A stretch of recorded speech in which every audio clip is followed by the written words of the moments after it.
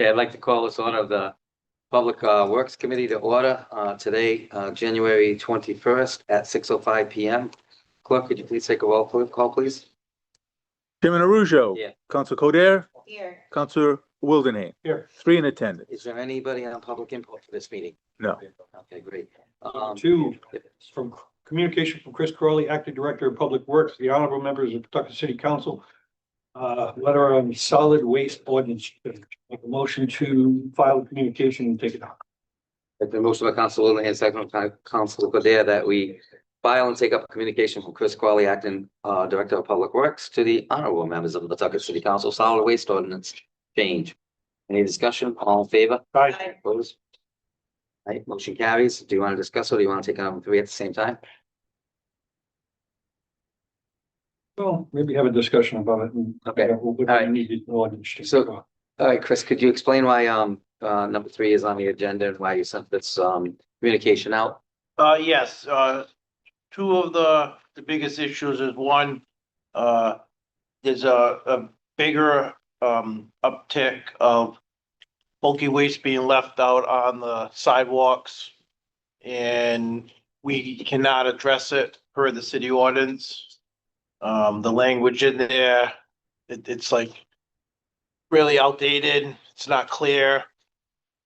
And then the second issue is the closure of the transfer station and then switching from regular trash to automated trash cots. We never updated the ordinance at that time, so it reflects some of the changes with that. But the biggest reason is trying to enforce and clean up the city with stronger language for violations of illegal bulky waste.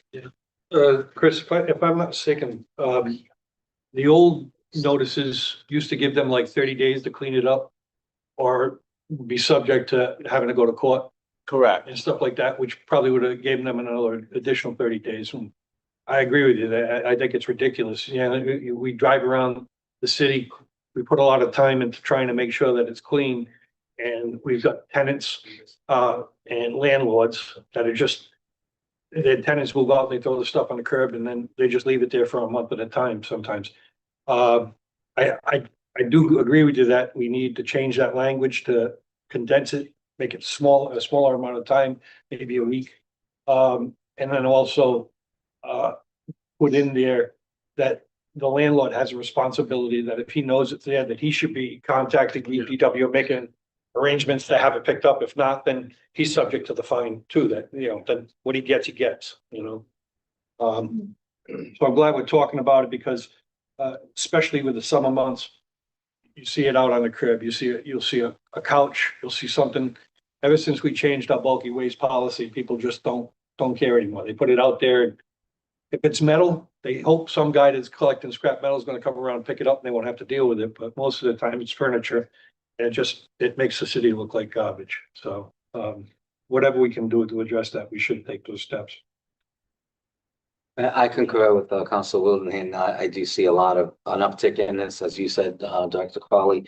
And it is unsightly, and it's also problematic when it blocks the sidewalks, and ADA compliance then is not in existence. And you see a lot of transient as people are moving in and out of apartments. And I think sometimes that's where that uptick comes from. But at the end of the day, it is born on the responsibility of the landlord. And I know there's addressed that, some of the language changes I could see with this. So that's good when we get to that item. But I think it's a great idea that you're wanting to bring this forward. Chris, do you see anything that's controversial that we're going to end up having to deal with through these changes? That might be something that's out of the realm where, the constituents are probably going to lose their mind over. I can understand somebody. Well, sometimes we get situations with the mattresses and stuff, and people throw them out on other people's property and stuff, and then we'll send it's in front of a 3 tenement. Then the landlord says, I don't know where the hell it came from. So is there some type of a appeal system in there so that people can say, listen, didn't come from my house. Somebody was traveling by and just threw it in front of my house. Why am I subject to a fine for somebody that's dumping in front of my house. Yeah. So this also will address, it's not just the bulky waste, it will also address recycle violations and trash violations that people are putting bags of trash or leaving their cots out early and stuff too. But to answer your question, yes, we follow the same through the zoning. They can go to zoning court and appeal if they feel Right. if you know what I mean, they didn't dump it there. But we do document it, we take pictures of it. You know, we hear that all the time. We came home and it was on our sidewalk, or we woke up, it was on our sidewalk, Yeah, you know. We kind of use our judgment on some of those. But if it's the same people every month, yeah. And they got a vacant, they got a for rent sign up on the second floor, you know where it came from. Correct. It's not that kind of bull. But again, I want there to be a mechanism for people that feel like this is an injustice that somebody's just throwing it in front of my lawn and then making me responsible for it instead of them being responsible for it. So I wanted to make sure that was in there for those people to turn on and have that avenue. And it's good to hear that they can go down to traffic court or zoning court and go before the judge, and then the judge will turn around and make that decision. Yeah. And again, like you say, if they're repeat offenders half the time, then, you know, they won't put up with that nonsense. But there's the odd on case where some guy wakes up in the morning, like you said, you know, somebody at 4 o'clock in the morning throws something in front of somebody's house, and now at 6 o'clock when they get up to go to work and stuff, they see this stuff there and they got to figure out what to do with it. yeah. I'm not sure, I would have to look at it again, I apologize. I'm not sure if it states you can appeal it at zoning court, but we could add that if you feel, but that is an option that. I think that's appropriate only Yeah. for the people that think that they might be being misjudged or something. And again, we can leave that up to the judge to make that. Correct. Make that decision rather than us having somebody come down to DPW and argue with somebody the secretary down there about, I shouldn't have got charged for this. I shouldn't, go through the proper avenues. All right, and now just to add to, like, when we go through this draft, we could probably go through all the changes, like, right in line. Yeah. See if we can get through it tonight. If not, we should always proceed to go to the next council meeting to finish it up. But then when we get to that point, then maybe we can change the language and amend at that point in time. Council Kadia. Thank you. And if let's say that someone sees something in front of their house, a couch or whatever, and instead of they get a fine from the city, what about before that happens, they call and say, oh, hey, someone just throw this in front of my house. What should I do? They call the city and what will happen in that case?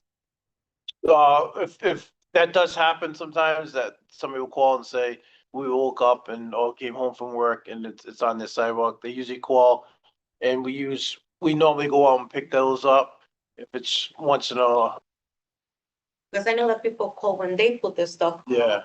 But if someone else has put it and they call, it will still the same system, right? Like they won't. Like we would go like Councilwoman, is it for rent? Did we just see somebody move out? Like, I mean, and know what, to be honest with you, the neighbors usually say, oh, I know where that came from. It came from that house right there or that, so, I mean, not all the time, but a lot of times, a lot of the neighbors will come out when they see us and, So I think a lot of the conversation is getting towards the ordinance itself, so maybe we can put somebody take down the Mr. Dare. Do you like to take item number 3, Councilor? An ordinance in amendment of chapter 347 of the Code of Ordinances of the City of Pawtucket, 1996, entitled Solid Waste. Motion Motion is to take. Second.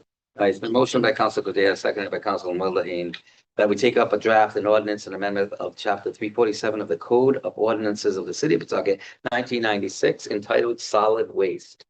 All in favor? Aye. Opposed? Motion carries. Director, would you like to just highlight all the changes? You want to go like step by step as all the ones that have changed in colors and struck Yeah, out? yeah. Just discuss and if any of the committee members have questions, that's Director Ballard. So if we go down, the first change would be 347-4. And we're adding resident into that. It was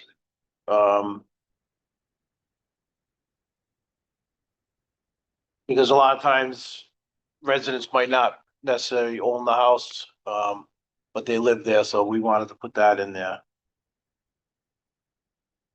And so if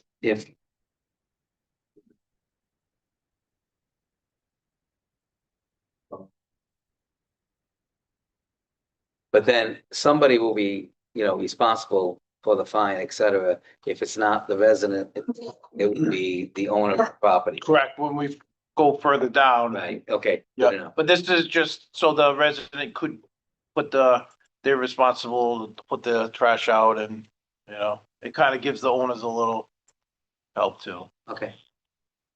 Everybody good? Okay, if you want to go on to the next one? The next one would be 347-9. And we only pick up from 6 or less dwellings. That's just wordsmithing, right? Because you said Right. fewer than 7, so it's the same, right? Okay. Yeah. So it's basically just to kind of clean up. Some of the changes are issues that we have when residents call or owners call, Okay, and trying to clear that up. That makes it easier for everyone. okay. Yeah, the next one would be 347-10, item D. Yes, this was per the zoning director that they wanted up the fee to 250. This is for dumpsters at commercial establishments. That's the fine, correct? That's the fine, So if they correct? pick up anywhere between 7:01 PM and 6:59 AM, it's a fine. Correct. Okay, got it. So it's So, just up yeah, it. that's not changing, it's just the fee is changing, Got it. Any questions? all Okay, all the fine. and I guess the next one is 347-12. This is just to help us a little bit more, instead of having to advertise the newspapers, we can keep up the website, and now that social media is so popular, we can just post right there within minutes. Any questions at this? Okay, go ahead. 347-14A. Yes, that would be. This is just changing in the past. We used to allow trash to be put on the side of the trash carts, trash cans prior. Everything has to be in either the recycling cart or trash cart that we pick up with the automating. Yeah, that helps with rodent control, absolutely. Correct. So, I mean, that's paramount. That's great. So we're putting that and then removing bags. You can't put bags on the sidewalk because it's all automated, so they can't. Yeah. That up. So that's just to kind of clean it up. The only one thing with bags is the yard waste is in bags. Yeah, that will be addressed in the yard waste section. Okay. All right, and when we But come yes, to that, yeah. when we come to that, Note that. a lot of people are unclear about the plastic bags versus the paper bags using that. I don't know if it says it in that. We'll go double check it. All right. Okay. Any other questions on this one? Okay, so, go ahead, Director, him, B, C, D. This one is added, B is, you had already mentioned the making sure it's watertight. If they have to replace their cot, they can come to DPW and purchase one or through a third party. So what happens if it's damaged by the vendor and it's on, It does happen. and do they, as the owner of the property, still responsible to pay for it? Or will they be able to receive one because it was broken, not at their own validity? Yep, if we offer wheels, covers, I see. free and no charge. Okay, If they can prove that it was damaged by the picking it up, yes, we replace, so a lot of times, sometimes it gets dropped into the hopper, and then we have to replace those. Okay. All right. Do you think that should be written somewhere? That we replace those? Not only, with proof or whatever, or is it, I'm not sure I don't know what the committee thinks, but if it's not the owner's fault, you could maybe add that, just what you said, you replace the wheels or whatever, if it's found that it's not the. I know we're working on a press release right now that outlines that if Okay. you know what I mean? All right. That we have, because that's what's happened, we've seen a lot of recycle lids Mhm. are damaged, Yeah. and then now they're getting wet, Mhm. and then they're contaminating the load. So we want to make sure all the residents know if they do have damage, you can come to DPW and we can replace It's them. more like an internal policy. Yes. Also, rather than putting it in the ordinance. Okay, all right. All right, you feel comfortable with that? Okay. Number C is removing, this is the old system when you had when we used to have the city staff used to come by and pick them up with the cans and bags on the side of the road. D is, we no longer pick up, wood. This does not, include sticks and stuff that's outlined in yard waste. So that, okay, They will have to,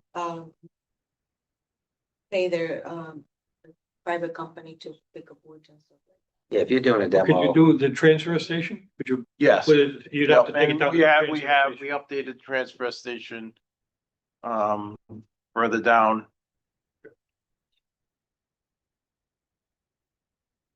So I don't know if you have any other questions on that one. No. I don't want to jump too far. that's okay.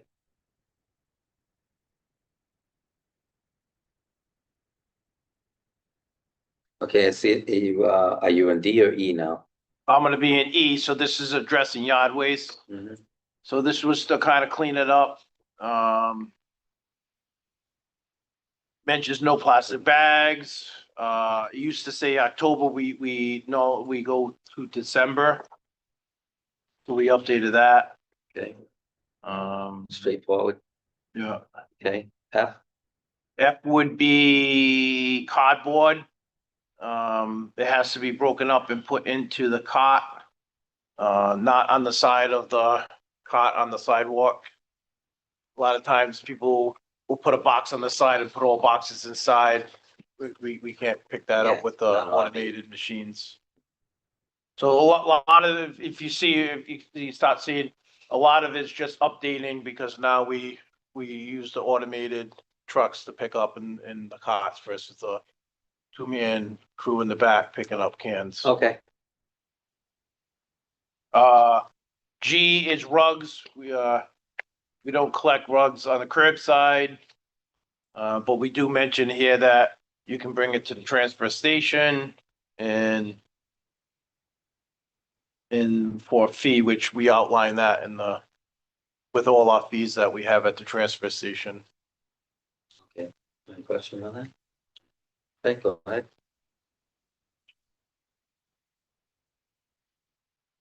And we're just removing Grotto Ave, just stating it's a transfer station. And we no longer request a pass. You have to have your license showing you're a Pawtucket resident. Okay, The old way we used to, if you remember, you had to go and get a sticker, and then we used to weigh you, and then you would pay per ton.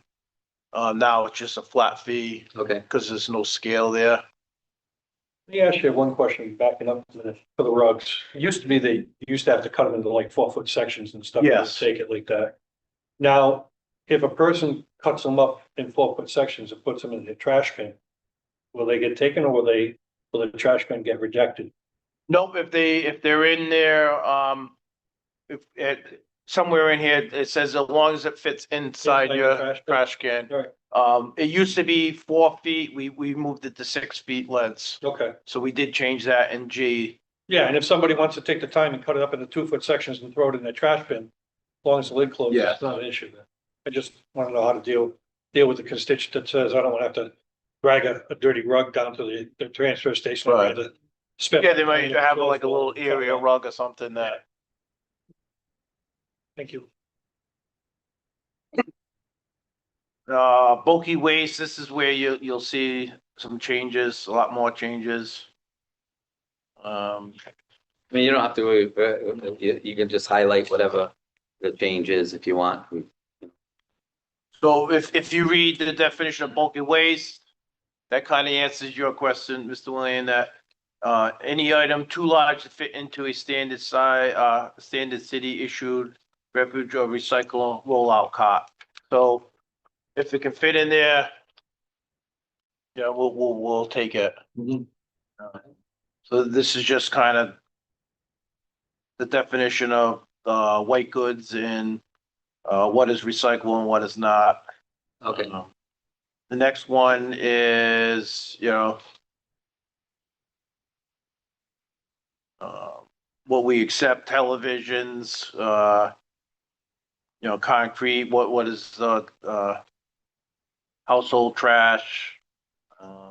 so that's not, what's not considered bulky waste. The Yes. following items Yeah. shall not be considered to be bulky waste. So that's when you have to turn around and say, okay, we gotta either, get rid of it on our own or call, like the television and electronic goods. Those would be something that we offer that once a month downtown Right. as well. Is that gonna be a continuing program as well? Yeah, and we also offer it at the transfer station, and we have a local company that you can drop it off. So that's all outlined on our webpage and in our flyer that it gives people options to go to get rid of the e-waste and stuff.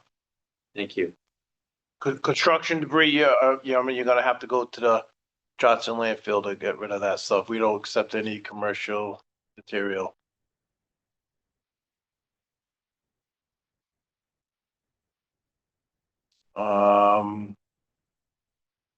I don't know if you want to go through each one.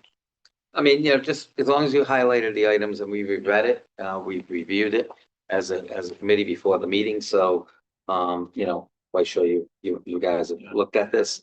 I just, on the bigger items, if you just want to highlight Yeah, it. I would say maybe 4 if you want to just read that, because I know that was one of your questions. Sure. That just clears that the property owner is responsible for all violations. I know that was Yes, one of your questions. okay. All right, I think 5, let me read.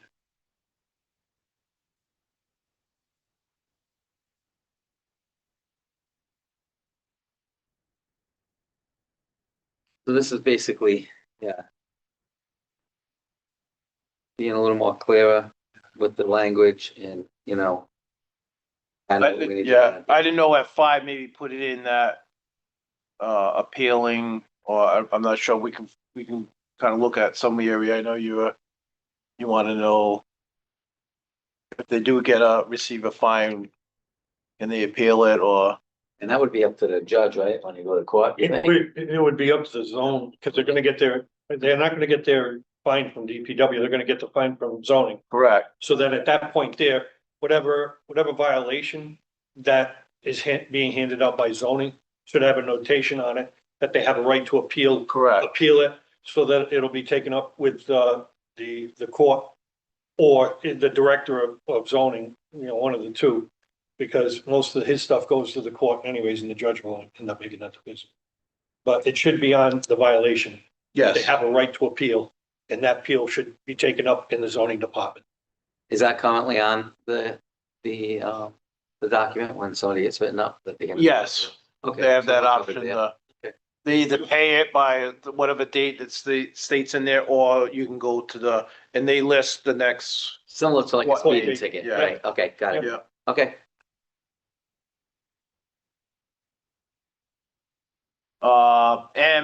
We just putting in, we're adding residents, because sometimes if a metal pickup, the resident might be living there, you don't have to be an owner to schedule a appointment. okay. And then we just changed, instead of sanitation, we added public works. Okay, Propane tanks, we're removing, they used to just drop them off at the door at 250 Armises. We're not set up to accept propane tanks there, so we moved that to, transfer station. okay, Um, pretty straightforward. most of them are free, but, some of the bigger tanks, there is a small fee for those, Okay, but the standard size, we don't charge. okay. You got the hazardous waste here. Yep, yes, correct. So, we just added, I mean, once again, if a resident, you don't have to be an owner to schedule an appointment. We felt that as a resident, you should be able to call and schedule appointment for bulky waste pickup. Okay, We changed it to, it's been, I don't know how long, but at one time it used to be 4 pieces, now it's only 3 okay, per appointment. We just, it's a way of getting rid of latex paint. We remove their phone number because, phone numbers change over time, so we added in, you can call DPW too, and we would be able to form your, okay, if there's an event taking place or what the number is for the Eco Depot. all right. Stage, You would be answering the e-waste, right, Yeah. with computers and monitors.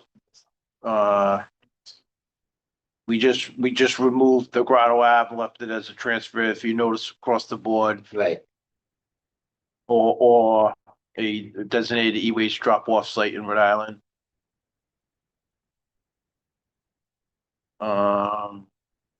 14-1 is just updating the fees. yeah, from 16 to 20 on most of these on the first area, And this is over, over the allotment. allotment, right? Right, so the allotment stays the same, the fees are just going up a bit. Correct. Okay, How long has it been since we've changed the fees? It's probably been at $16 for like 10 years at least. Oh, you, probably longer than that. Yeah. and it's clearly stated what is allowed. That's great.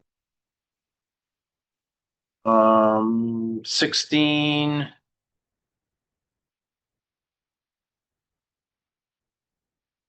Changed a lot here. So this is where we're saying if there's a violation, we put in, you have to remove it within 24 hours. Okay. And then we would, put a tag on the product and then try to put it on their door, so it's not just on the sidewalk. If somebody comes home, doesn't see it on their tagged on the couch or the chair on the sidewalk, but they'd see it on their door. So if they don't remove it within 24 hours, then we would go out and then pick it up and then cite them. However, there is issues if we feel it's blocking the safety, ADA, access, vision from eyesight for traffic's, vision. Sure, Um, like on a corner or yep, something. it's, Yeah, it's being kicked into the street because there's so much. right, We have, an option to, pick it up right away. all right, yeah, I If we did see that. If we deem, If it becomes a safety hazard Right. one way, shape or another. 18 is just trying to, clean up the language there. There's a little confusion there, so we took out, except the, 14H. Cause it's all the same fee, not fee, I keep on saying fee, I apologize, a fine.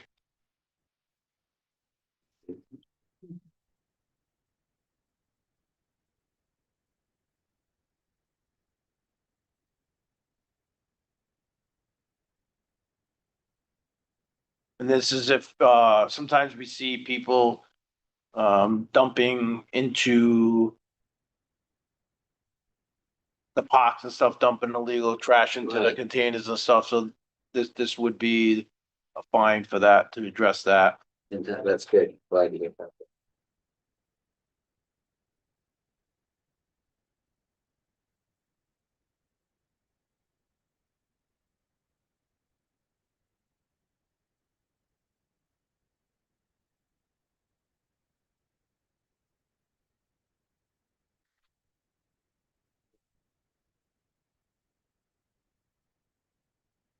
I think I jumped over, But you want to go 37 to 19?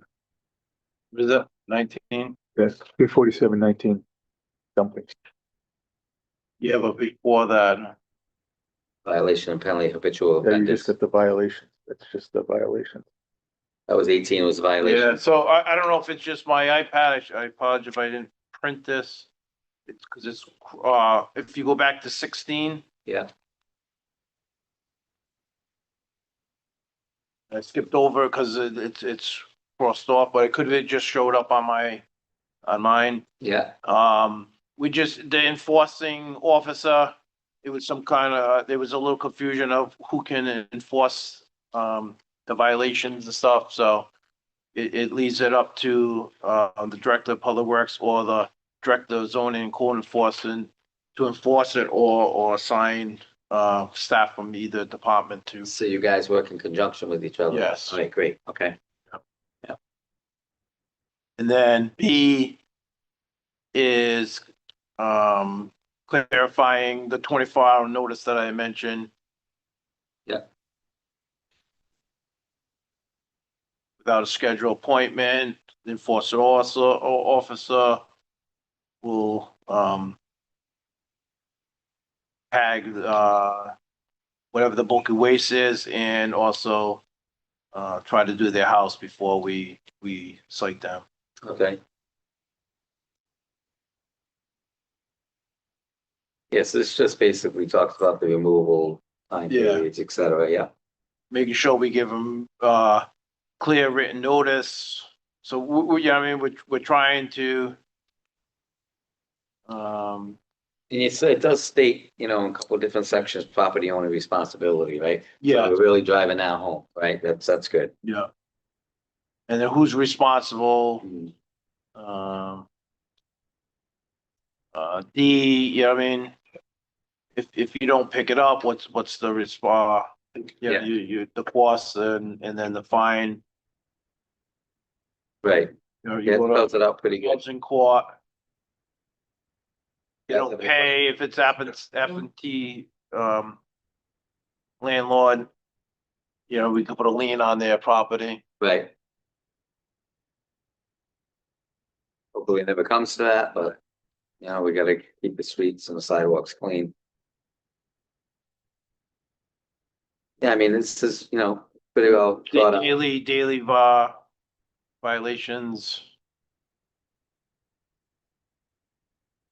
Right, G, kind of property owner shall be responsible for violations.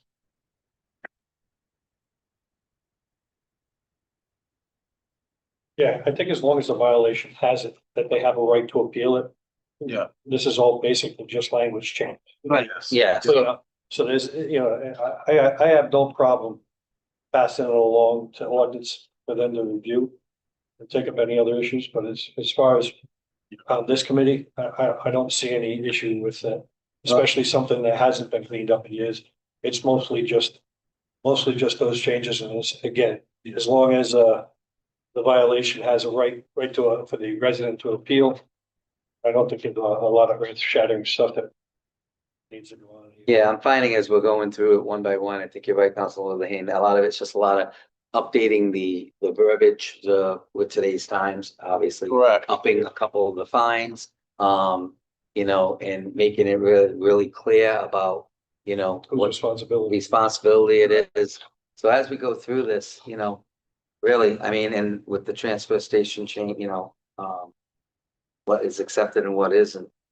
But, I find that this is, yeah, And I think a lot of the, like the director pointed out, a lot of it now too, with the updating of the website, a lot of this stuff's been put online.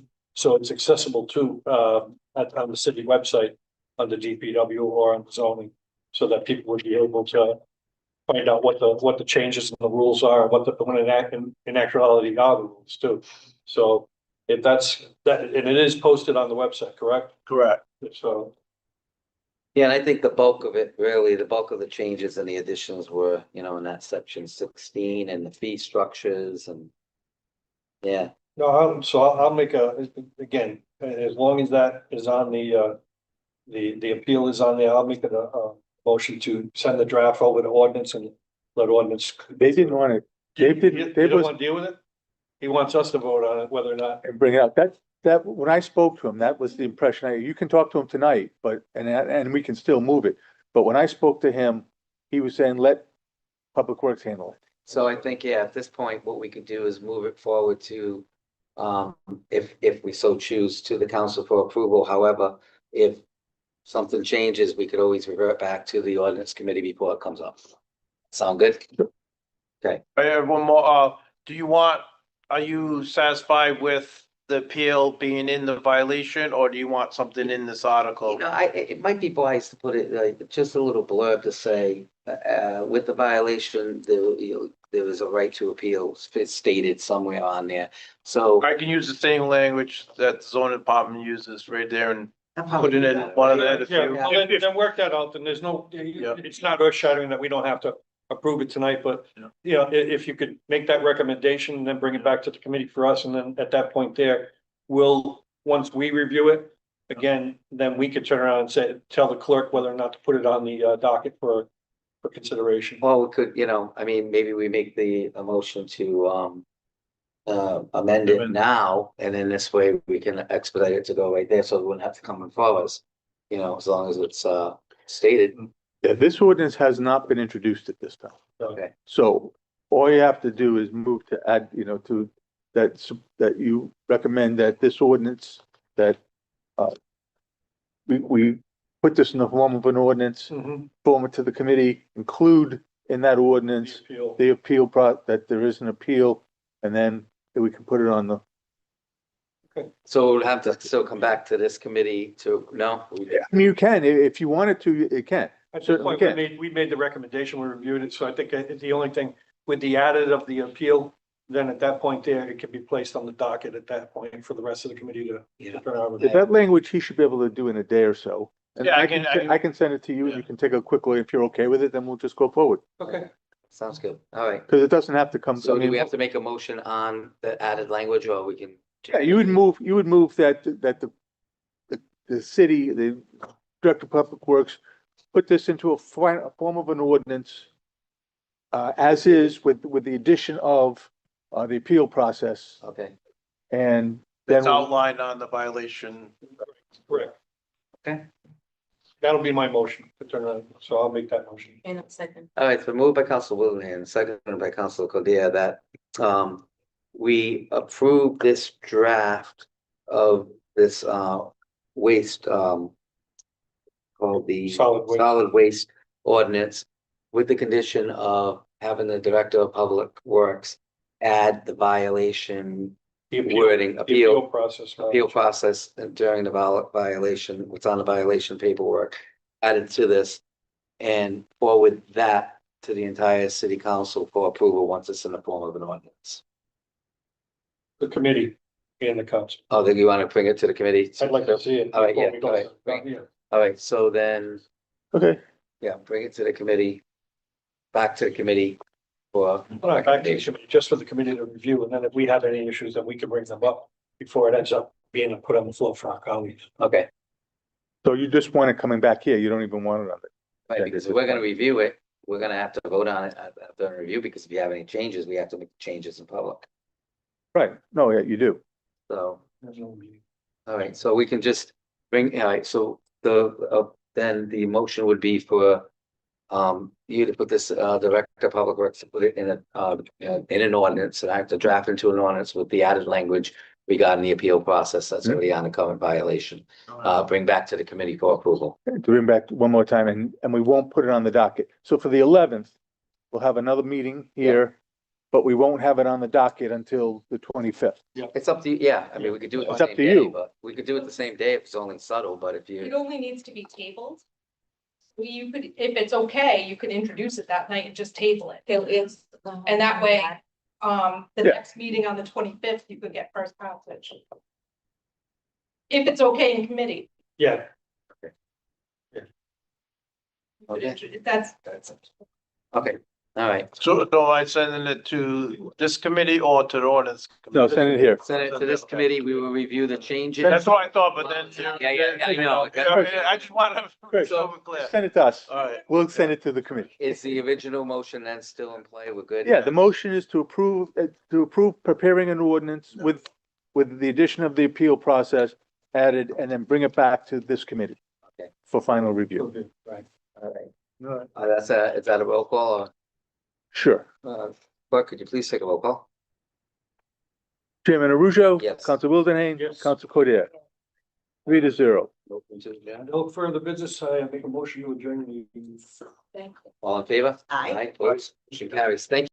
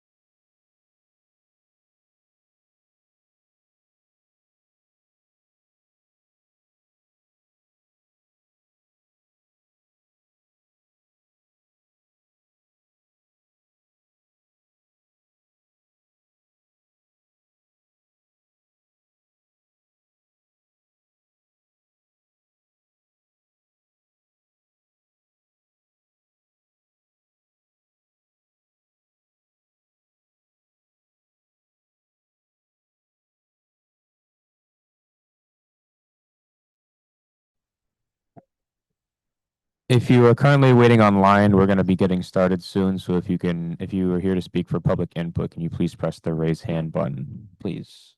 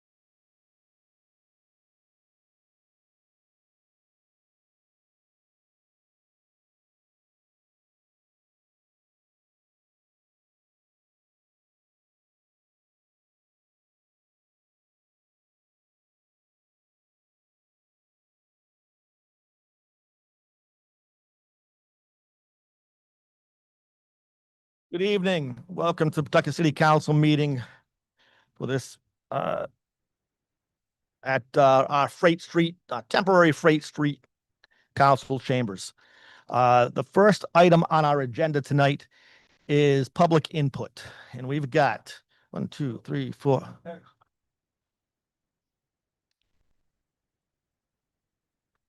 What am I missing? I'm so sorry. The first item is the appointment of Anne Marie DeBrito to the Planning Commission. And I believe Anne Marie is here. Anne Marie, if you could come forward, please. I apologize. I overlooked that item. And we kept you waiting a little bit. I apologize. So welcome. Thank you for your willingness to serve.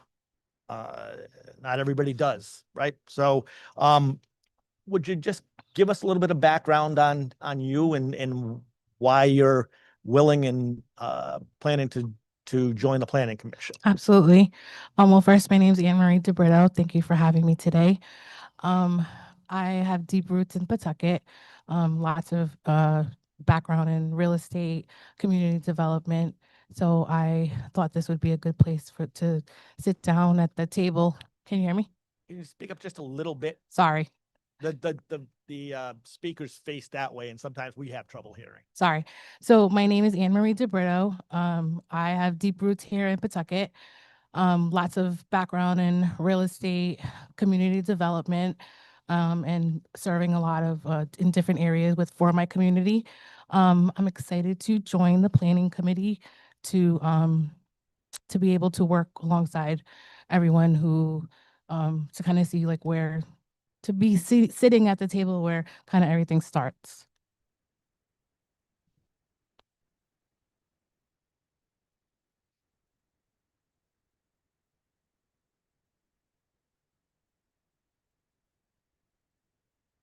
I don't have any questions. I've known Mr. Biddle for a number of years, maybe 15, 20 years, close to it. Yeah. I really appreciate you. You're very active in the community. I really appreciate that. And I appreciate you stepping up and taking part and being on this commission. So thank you for your service. Really appreciate it. Thank you. Once again, thank you. It's okay.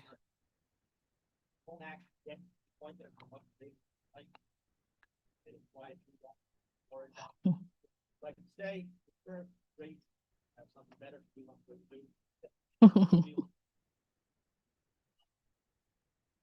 Thanks again. Thank you very much. Thank Have you. a good night.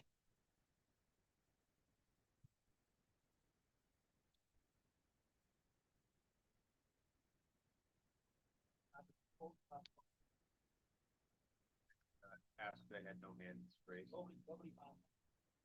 Before we get to public input, I just don't submit for the record two documents written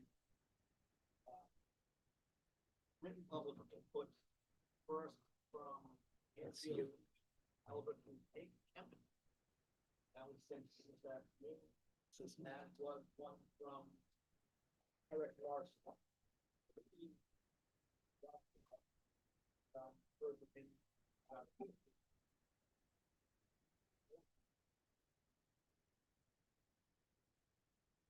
People signed up for public input Friday.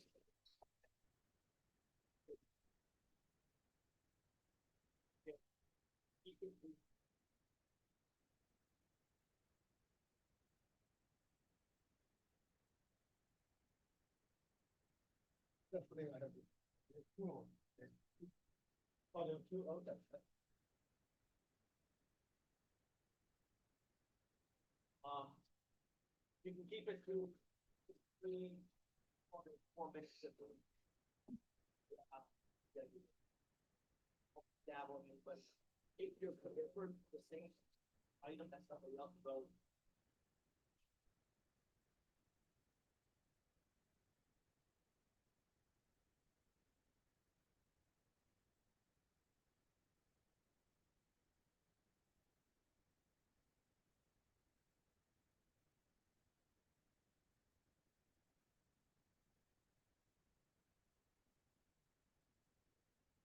Yes, I am the watershed steward for the Mashastic River. My name is Greg Garrett. I'm here to talk about Morley Field. I know you have a letter today from the developers there. Last time the developers were here, or at least the last time I was here that the developers were here, they said they did not need Morley Field, that they had no contract for Morley Field, that they weren't planning to use Morley Field. I don't think that was probably what he really wanted to say, but he didn't understand what he was doing. But have you all followed up? Have you figured out whether or not they actually are going to use Morley Field or not? I don't know if you can answer that now, but that's something that really should be when the developer says, I don't want this property, I don't have any need for this property. Then we really want to know why the park is still closed. The point beyond that is they don't have a stormwater permit yet. And it's really difficult for me to understand how they could get a permit to build the building that they have started to construct if they don't have a stormwater permit. And they don't have a stormwater permit because the DEM won't give them one until the National Park Service signs off on the sale of the property. And the National Park Service has never received an application for that. I hear there's an application in process. If there is an application in process, what I want to know from y'all is when will the public hearing be on that? You know, because the National Park Service and DEM have said if they're going to give away a park that's protected by federal law, then you really ought to have a public hearing. So I haven't ever seen the city of Pawtucket really do a public hearing specifically to talk about Morley Field and to hear from the community about whether or not this is a good idea. Because if the community thinks it's a bad idea, then you have to wonder why you're doing it.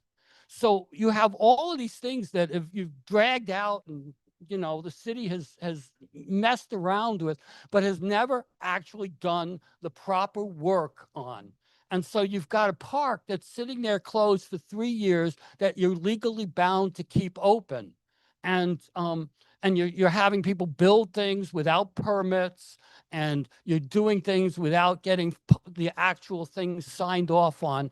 You have to wonder what you're doing. And I really would like, you know, for the city, and the city, we've asked the city before, and the city has never given us straight answers on anything. And as a city council, you know, you should be demanding better answers from the mayor, and you should be doing a better job of communicating that to the public. So, thank you.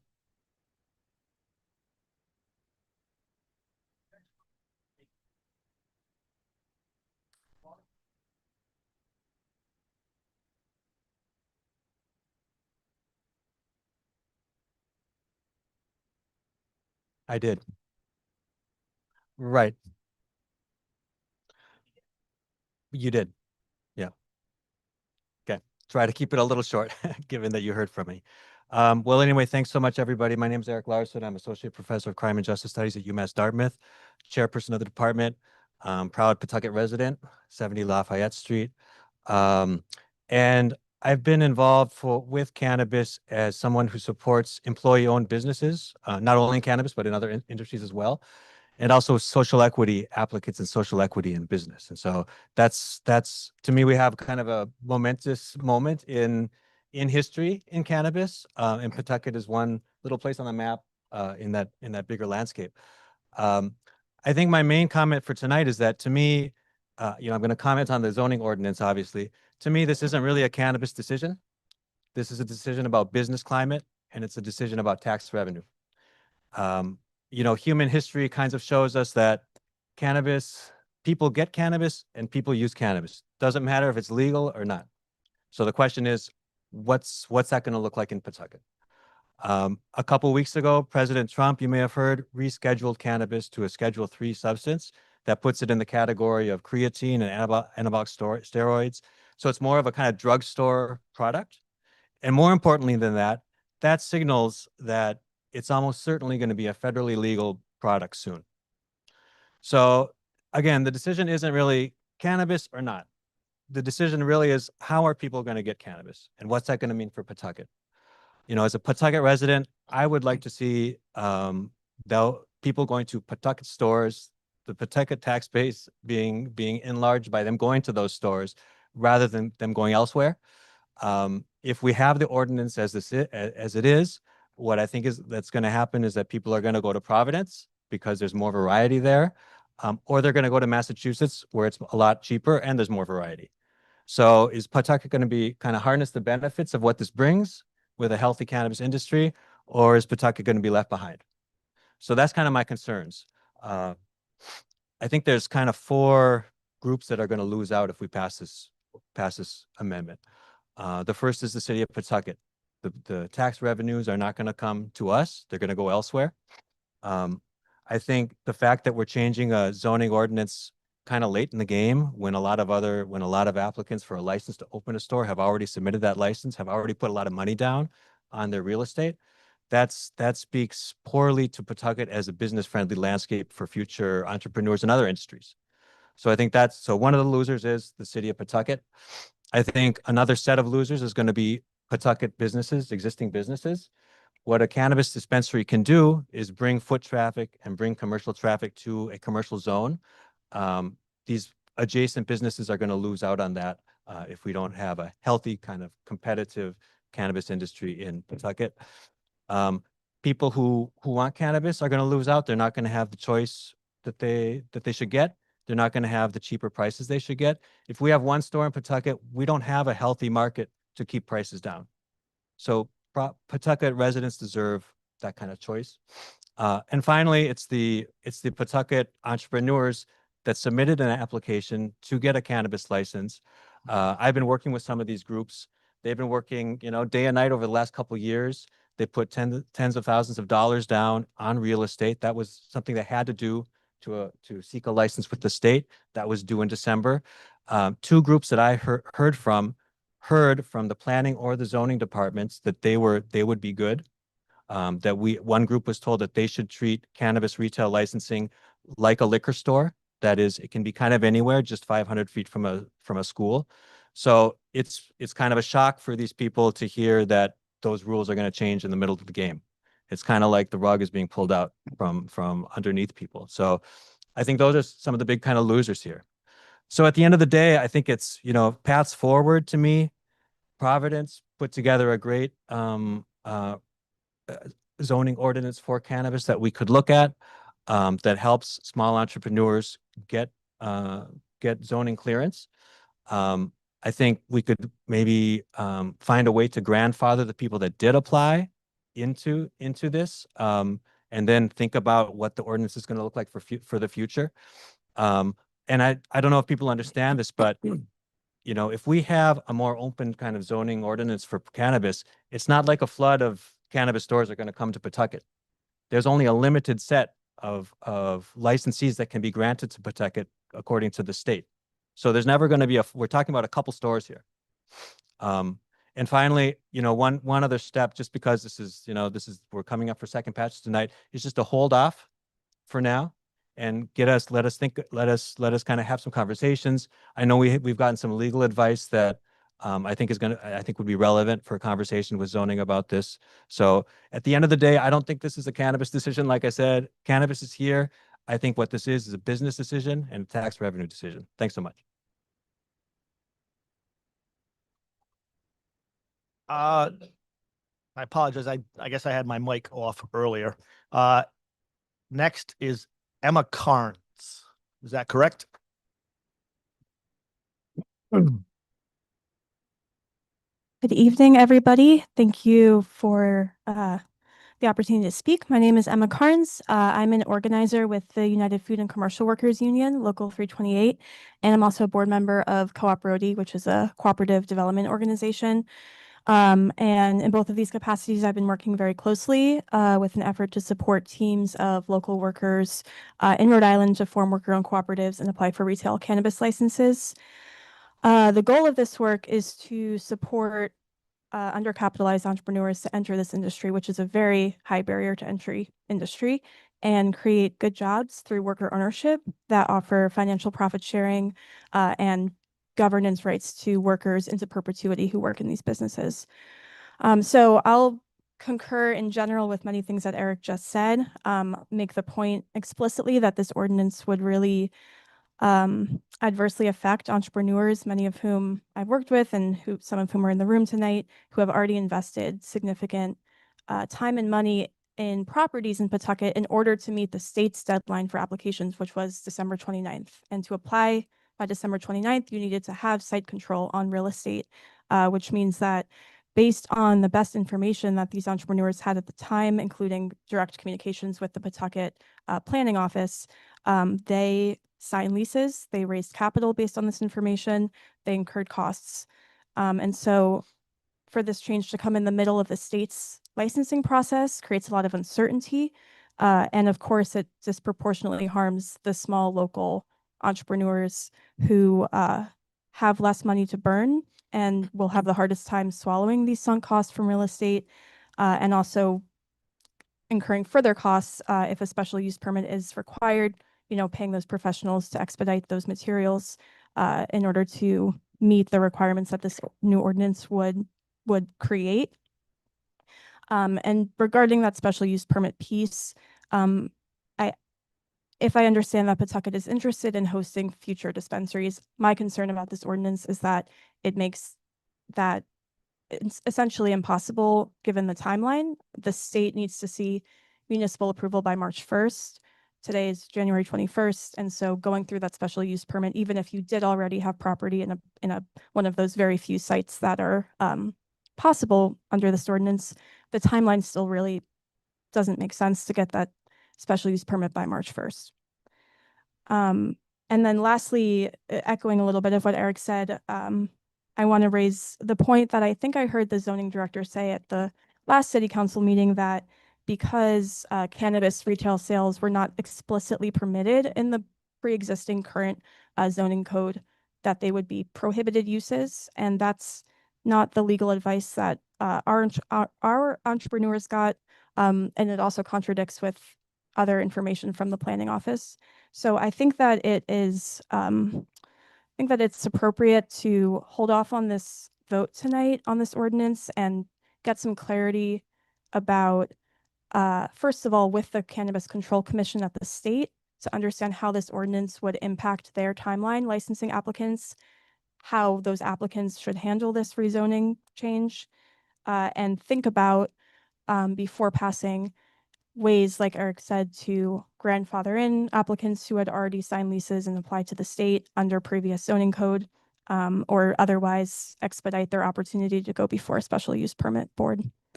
Thank you very much. Thank you, Emma. The next individual signed up is Representative Jennifer Stewart. Rep.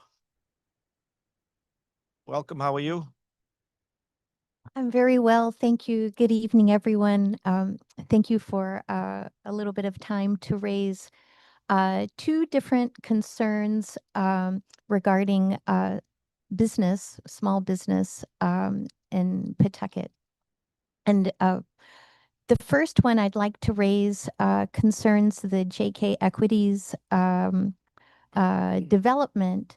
And my question about it is whether, or maybe is there anything you can tell us about the traffic studies that have been done related to the development, now that, residents can see sort of the scale of the development and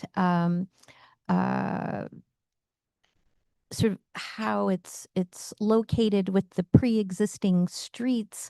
It's a little difficult to imagine the entry of trucks, for example. And I'm curious whether you have information to share about what that might look like for the residents and the businesses in that area, including the businesses that are located just a little further south on Main Street, like the complex that houses, for example, Jordan's Jungle.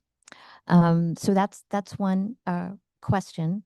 And the other business issue I'd like to raise is one that you've already heard about this evening concerning the zoning ordinance for cannabis dispensaries. I don't want to repeat a lot of what's been said. I hope you'll take those concerns about sort of the future business friendliness of Pawtucket into consideration, as well as the potential for future revenue for Pawtucket and the ability to do wonderful things for our residents. And in addition to that, I have a personal interest in this issue. As a legislator, one of the issues that really have motivated me to participate in the political process has been the issue of equity, and related to that, fairness.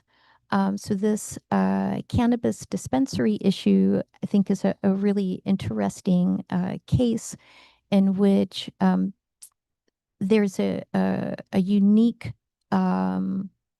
opportunity that's already been referred to somewhat, in which under the Cannabis Control Act's social equity provisions, and also its encouragement of employee ownership through the worker cooperative retail licenses, there's a real opportunity for smaller entrepreneurs to not only get into this growth industry, but a unique opportunity to engage in some restorative policies for people who had been previously harmed by the enforcement of cannabis laws, right?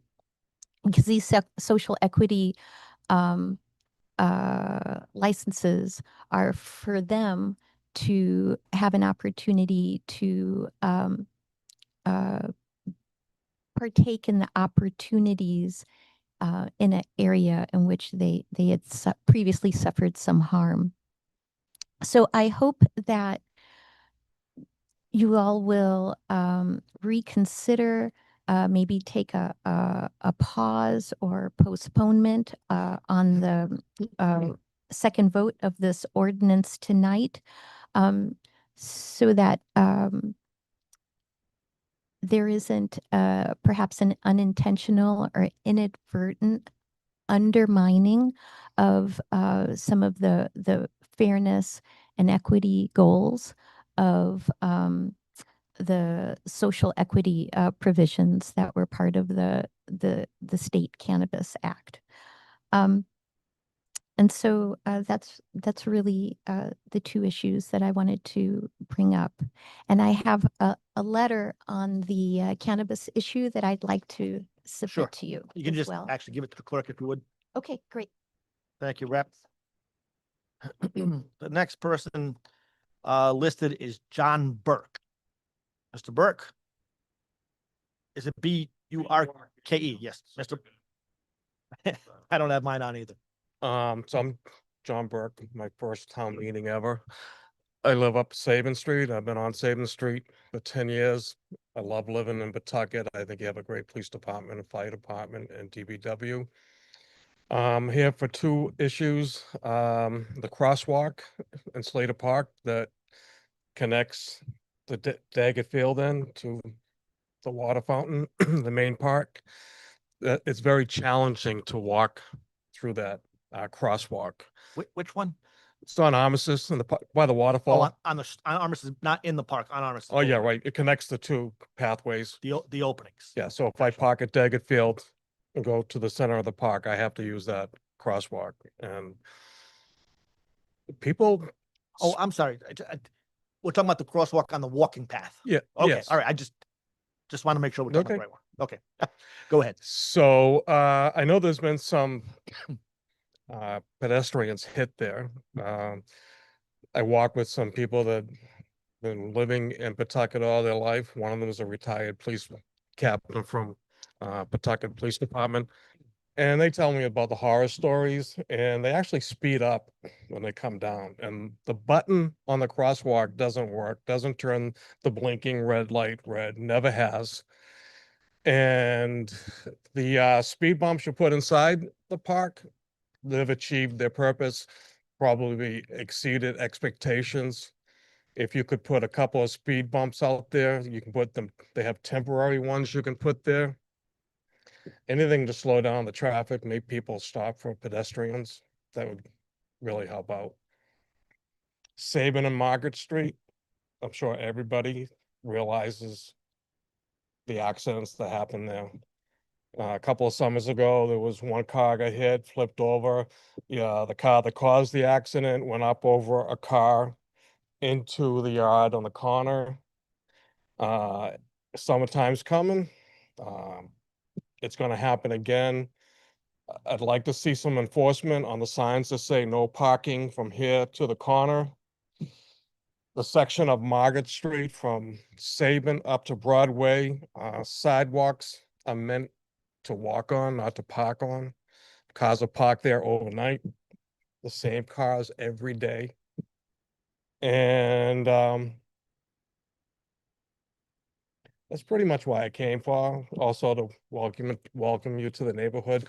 This is a beautiful piece of property. When I first moved up to Sabin, there was a lot of activity here. There were good neighbors, so it's nice to see people. There's activity out here again. These are beautiful trees out here. They bloom up very nicely in May. You'll enjoy coming to work. And it's a little late, but the school replacing McCoy Stadium, one of my favorite places, a great idea. Congratulations to everybody who worked on that for a new high school. And that's it. Thank you, Mr. Burke. Okay.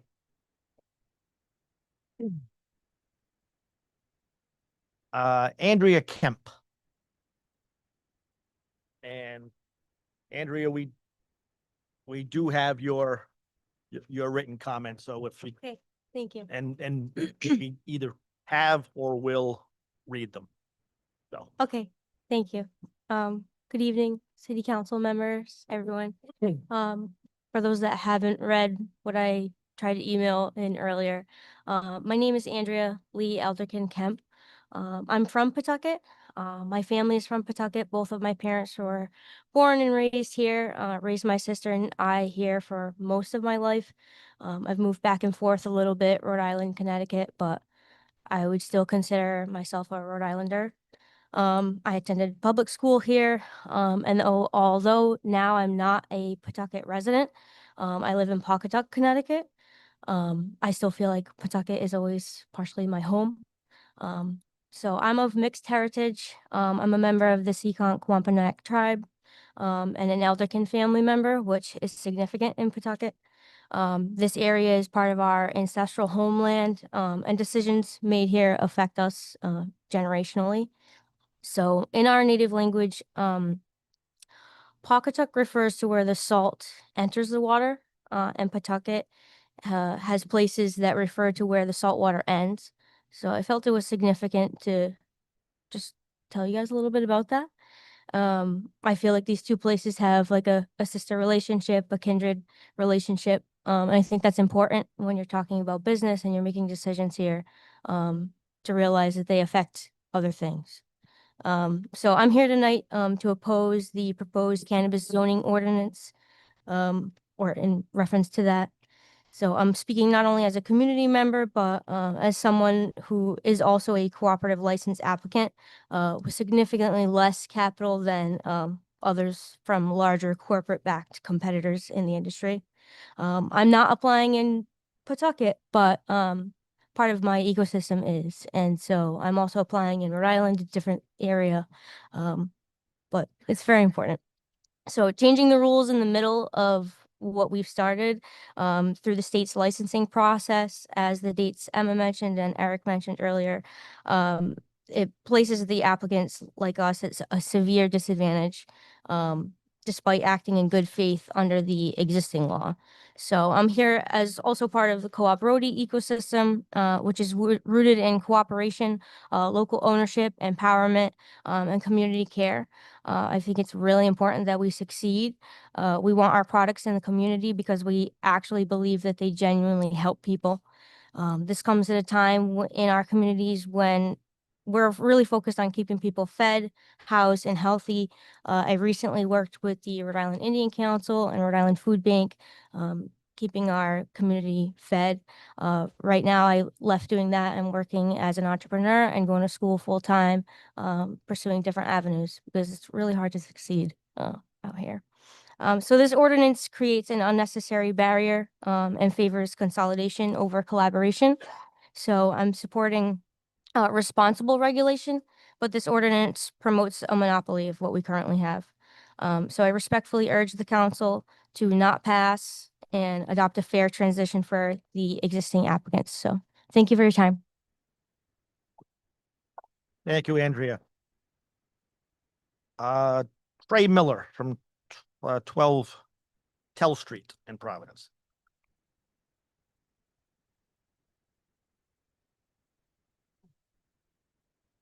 Good evening, everyone. Welcome. I am Trey Miller, and yeah, I'm one of the members of the Roots of Hope Worker Cooperative who has applied to actually set up a dispensary here in Pawtucket under the former zoning agreements before. And so I'm here to oppose the new zoning regulations that are a part of this ordinance. So for us as a group, we've worked really hard. Many of the people in my group actually have been working towards this for years. And so for me, over 100 hours that I put into working on this process in the past year, it just is such with so many obstacles that we've overcome over this year, whether it was finding the real estate, joining forces with other groups, whether it was finding the funding, for this right after we've crossed the finish line to have this, or what felt like the finish line on December 29th, to have this extra hurdle added on is such a heartbreaking moment for me personally and for so many people in our team, because our effort, like I will speak personally about how it's affecting me personally, but in a broader context, the reason why this is so important to me, because there's lots of jobs out there, but this particular mission is not just about what happens to me and my group, but it's about an example that's being set nationwide. I actually went to a cooperative development conference in Maine last year, and the keynote speaker actually spoke about Rhode Island's worker cooperative licenses as the gold standard for the ways that cannabis can become more equitable in the nation. So what happens here in Pawtucket right now is something that's going to be a part of the story as people establish the opportunity for more middle class economic opportunities for people in the future. So just to zoom out, it's not just about here in Pawtucket, we are sharing a story. And so I just wanted to share that with you all. And also speaking about zoning in particular, it's with the proposed zoning change, we would be set up to be strictly in an industrial district, and which doesn't really compute for me personally, because I know that for what we're working towards, we're not intending on being a cultivation facility. We're not intending on having consumption on site or anything like that. Our intention is just to be a retail location. And so not having the opportunity to operate in zones that are designed for that purpose inhibits our potential for an economic impact, both for us as far as people having access to reach the store, whether they don't have like the potential consumer, whether they have a car or not, So if they're using public transit and they can't get to the location, that's going to inhibit them. But then also the surrounding businesses that can also have a symbiotic relationship with the traffic that would be brought to the area. Those are big things that I think should be considered.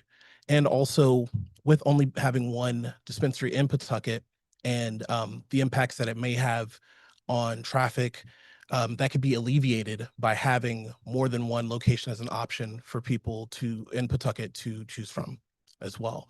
So just a couple of thoughts.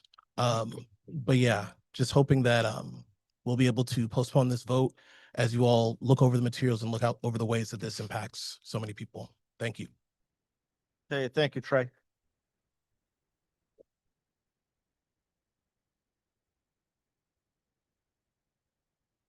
Next is Alicia Massey from Oswald Street. Lisa?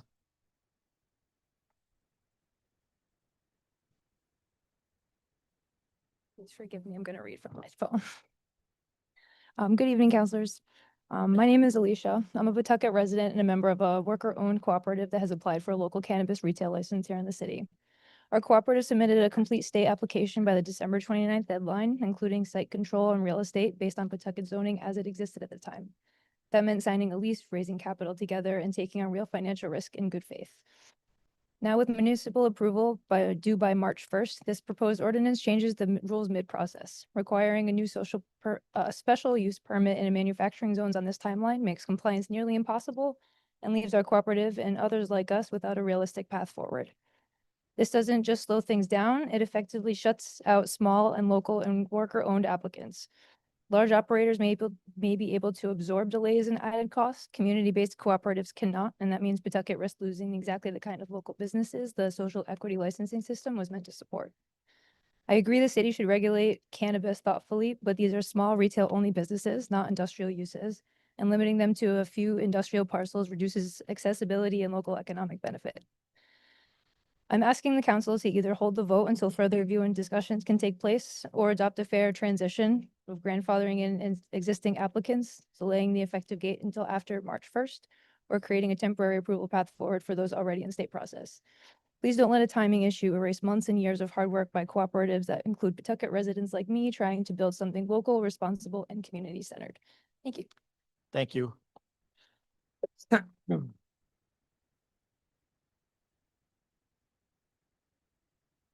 Andre Devond? Yeah. Just DEV? Yeah. Oh, it's an MD after it. Yes. Dr. Deb that we spoke Yes, with last week. I spoke to you guys last Yeah. time. I was the guy with the dog picture. How's everybody doing tonight? So I'm actually here to support these groups of worker-owned cannabis applicants who came to talk to you earlier today. I won't retread what they talked about. I think they talked about the economic benefit, the chance to be the sort of first in the country leading the way kind of thing. Pawtucket being that sort of star that the rest of the country looks to a new model of doing cannabis. And then just the benefits of having actual local ownership and variety in the businesses that are here. I do think the way this ordinance is written, it's kind of like punishing these applicants for the sins of other cannabis operators, rather than treating them as what they are, which is a meaningful, locally owned challenge to an older kind of corporate cannabis operation. So briefly, I think what I want to shed some light on is like what this process actually looked like. So September of last year, they announced that they've opened the licenses. Nobody knew that was going to happen when it happened. And I think, that probably is part of the situation here too, is you guys didn't have the chance to update the regulations you would have wanted to. And so we are all sort of rushed. But in that time frame, we reached out to the city of Pawtucket. We were given information saying that since there are no specific rules about this, it would follow the nearest retail use. So it should be like a liquor store.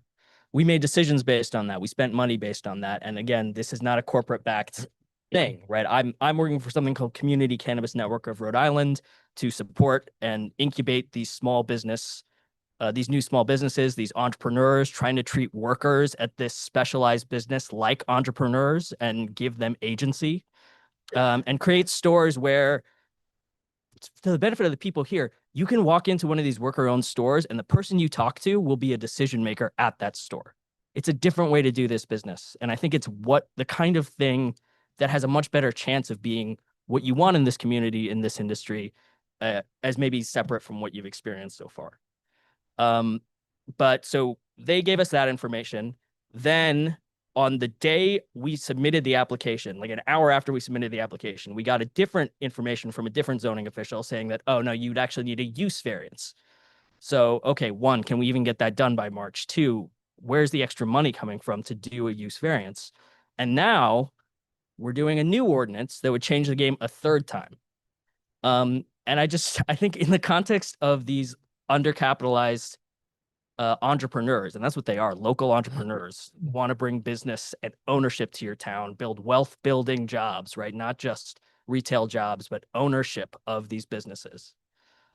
This is like a hurdle that, I mean, I don't want to try to predict the future. I think if this ordinance goes through the way it is, either nobody will be able to get an additional cannabis license here in Pawtucket, or the people who will be corporate backed interests who have the resources to make all of this work in the time frame we're talking about. Again, I'm not prognosticating here. And I also want to be clear that I'm not a lawyer, but legal advice I have heard suggests that I also don't want to get in a situation where there's going to be like a legal challenge to this because multiple applicants had to sort of change things mid-screen. And I think there is a way forward here that is just involves all of us like working together on this ordinance, figuring out what makes sense, doing something like what Providence did and giving some special consideration to social equity and worker-owned applicants. And then working with the CCC too, because they've said in the past that they are interested in working with municipalities. I think they're just swamped right now with all the applications coming in. So my advice would be what others have said here, which is I think we should delay this second vote and work on this ordinance proposal in a way that actually serves the goals we're going for here. Thanks very much. Thank you. Yep.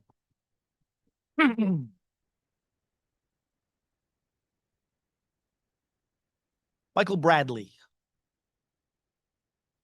from Providence. Rhode Island River. Rhode Island Conservation- Rivers Council. Yep. Thank you. Good evening, council members. Good My evening. name is Michael Bradley, and I'm here representing support for the effort to save Morley Fields. I am a board member of the Rhode Island Rivers Council. I'm also a member of Friends of the Mashasek, and I'm a business owner who has done business in Pawtucket. I am a former resident of Pawtucket, and I still collaborate on a community level with both businesses and nonprofits in and around the Woodlawn neighborhood.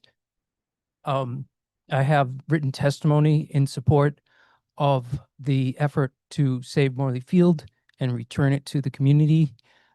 We've heard reasons that justify why this it should be a priority and why the effort to return it to the community should be accelerated, both from a lack of transparency and due process in the development and build out of a large distribution center that has no prospective tenant, the massive development of the land without provisions for adequate parking or environmental impacts.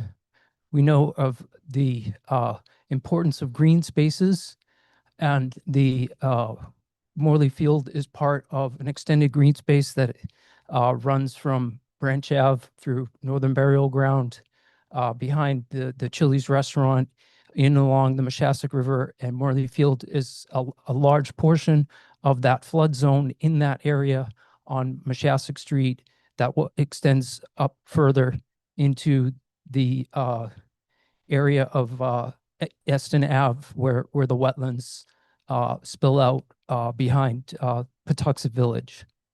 I'm sorry, behind the development in that area. We understand that, but I'd actually like to implore you to understand this from a humane perspective. You're talking about a space that is a valuable forum for the healthy development of children, and the opportunity for a child to access parks and recreational areas. It provides them a space to dream beyond their current situation, and it builds memories for their futures. I have strong memories of the parks that I frequented as a kid, and they informed me and contributed to the healthy development of myself, as well as my peers. If you cut that off and you prevent that opportunity, that's not only cutting off these kids from an access to dream beyond their current state, but you're at risk of putting an area in a situation that uh, has the potential to downgrade the future of Pawtucket and the prosperity of the residents. I implore you to prioritize Morley Field as an environmental justice, a social justice issue that really needs to be addressed seriously and at an accelerated rate returned back to the community with a plan for recommissioning it in its full capacity. Thank you very much. Thank you. Michael, for you.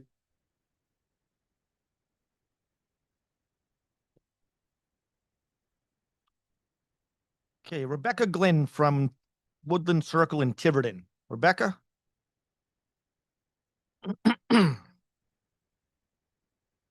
Hello, good evening.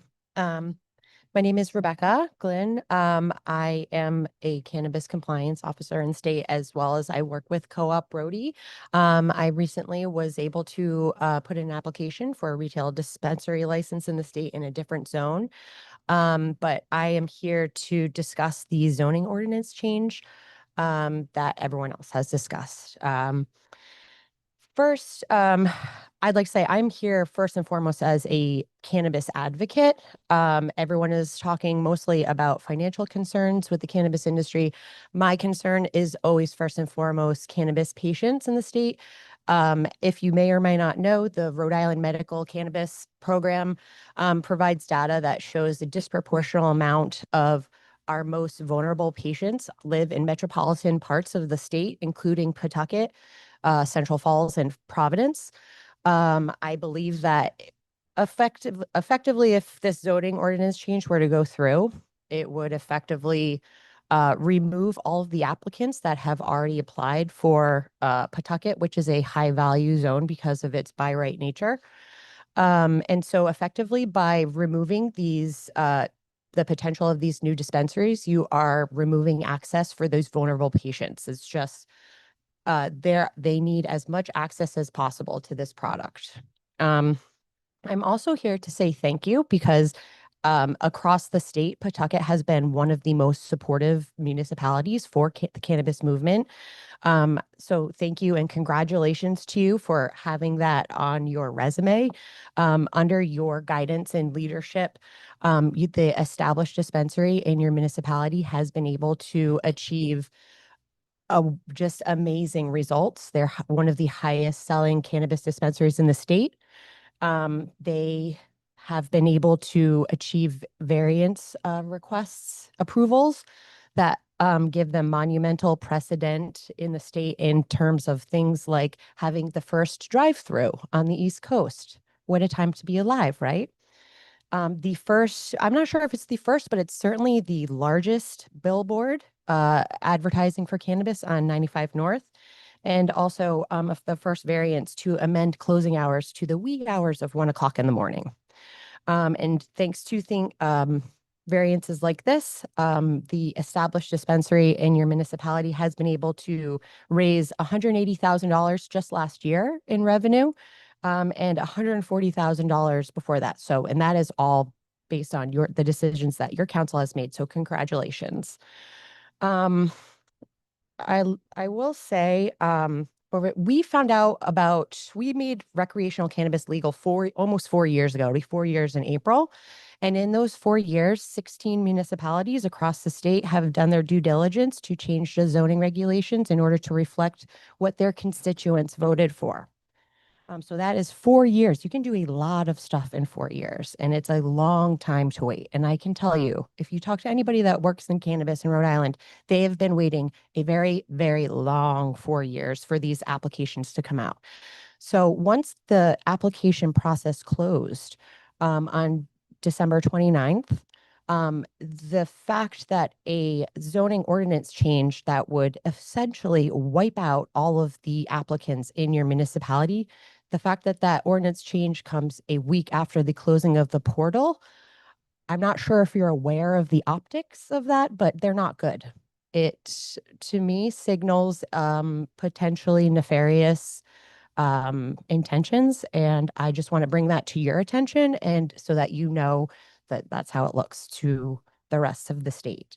I'd like to, I guess the call to action that we are now going with is to delay the vote. I really do believe that there are severe consequences for not only the people who have applied for the retail dispensary license applications in this municipality, but also the amount of vulnerable medical patients in your municipality.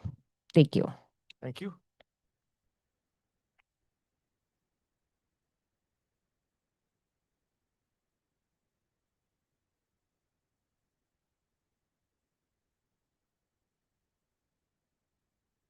Bryce, I can't read your last name.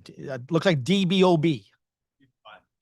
Ah, there we go. Sorry, I All broke right. my hand this last year and I'm still recovering. Yeah, hi, Bryce Dubois. I'm a board member in the Friends of Mashasuk, and also, yeah, live on Cypress Street, just a little ways away from Morley Field. And so I'm here to comment on Morley Field because I know you have a letter from the developer, JK Equities. So I'm also an environmental psychologist, an associate professor at the University of New Haven. And so one of the things I just wanted to comment on, I'll keep my comments brief, but just as a reminder, similar to Michael, to remind you of the benefits of green space. So the field's been closed since 2022 under the auspices of the idea that there was potential need for remediation of the field. We've told you many times about the assessments that we've had of that, and we've had experts review those soil samples, and they've essentially described to us that the field is no more contaminated than any other sports field in Pawtucket. And so, our primary concern is the loss of the use of that green space for members of the Woodlawn community, especially young people in the community. So again, as Michael referenced, as an environmental psychologist, one of the things I'm concerned with is the opportunities for folks to have access to green space in order to have especially positive youth development. Even if the field is open just for passive recreation. So there are precedents where fields, if they have some contamination, have some limited access or other forms of manipulated use. So passive recreation is an example. There still are consistent benefits that we see from the use of green space like that. A field the size of Morley Field is sufficiently large to allow for young people to really have much greater benefits because of its size. So the green spaces that are currently available in Woodlawn are of such a size that, essentially you could imagine a young person is seeing cars go by, they're not fully encased within that green space. And so being fully within a large green space where they're surrounded by a safe and supportive setting such as that, we see in research that they have consistent and sustained stress reduction benefits from being in places like that, even just with passive recreation. And so essentially my question to the committee is in line with the comments also that Greg Garrett made, or based on the developers' comments that Morley Field is not part of their development, why is there not, and can you please consider having some discussion around the potential to open Morley Field and develop a pathway to do so, even if you're concerned with the contamination? What is the pathway to allow for an open Morley Field, even within limited access or passive use mode? So yeah, looking for some discussion tonight in relation to that letter, where you can comment at least on what a set of next steps can be to allow for that field to be open. Thanks very much. Thank you. Two more folks. Representative Sherry Cruz.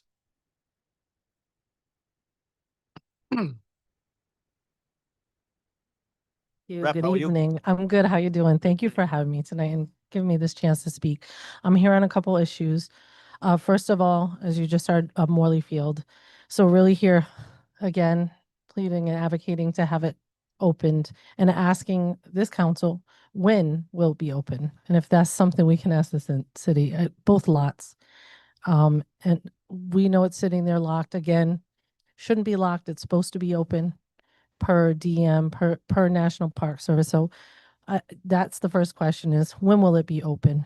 And then also, where is this plan? We heard there was a plan to rehabilitate both lots that encompass Morley Field. So asking for this plan of rehabilitation, and then if there's any cost estimates of that rehabilitation. So we'd love to see that, the public, especially me as an elected official, but also my constituents asking about those questions. So that's what I wanted to share about Morley Field on that topic, and hope we can get some answers around that. And again, a final plea to please open the field. As you heard, I mean, my family members play that field. I'm not going to go into what we've heard over the years about Morley Field, but we're not going away and we're still here, and we're hoping that we can all work together to get it back open. The second, I'm here again for the small business about the cannabis zoning ordinances before you. And one, I'm here because it concerns me, one, as a person growing up in Pawtucket, worked very hard before I was an elected official on legalization of cannabis. Why? Because in Pawtucket was one of the highest numbers of people directly impacted by the criminalization of cannabis. I myself was and wrongfully convicted. My son did 3 months in jail for less than 3 grams of cannabis, right blocks from where some of our social equity licenses are applying to have a retail store. So it means so much to have that opportunity that it's not a corporate dispensary that we have now that won't look to people in the community to hire, won't have a worker cooperative model. But for me and many others who fought for legalization, that this was what it was all about, was these social equity licenses, these worker co-ops. That was the history for many of us who organized and got that passed on a state level. What a big feat. And they waited many years, as you heard, and I won't repeat everything that was said, but to get to this day. Unfortunately, they were second tier to it. So there was a head start for these corporate dispensaries to have retail. They have a head start. So now to hear there's a potential, maybe unintentional roadblock with this zoning ordinance, I'm hoping that we take some time, and I am asking that we postpone even until the next meeting so we can really get clarity. One, if there could be a potential legal challenge, and that it can unintentionally hurt many Pawtucket residents that I know several generations have been impacted negatively because of, the direct impact of that war on cannabis, especially here in Pawtucket. We have so many high numbers and so many generations. So I'm hoping that this council could consider that, postpone it to discuss that, get clarification, everything you've heard. And yeah, thank you again for having me tonight, and thank you for the work you do. Thank you, Rep. The final person signed up, and again, we have nobody online. So Brother Gary Danzler.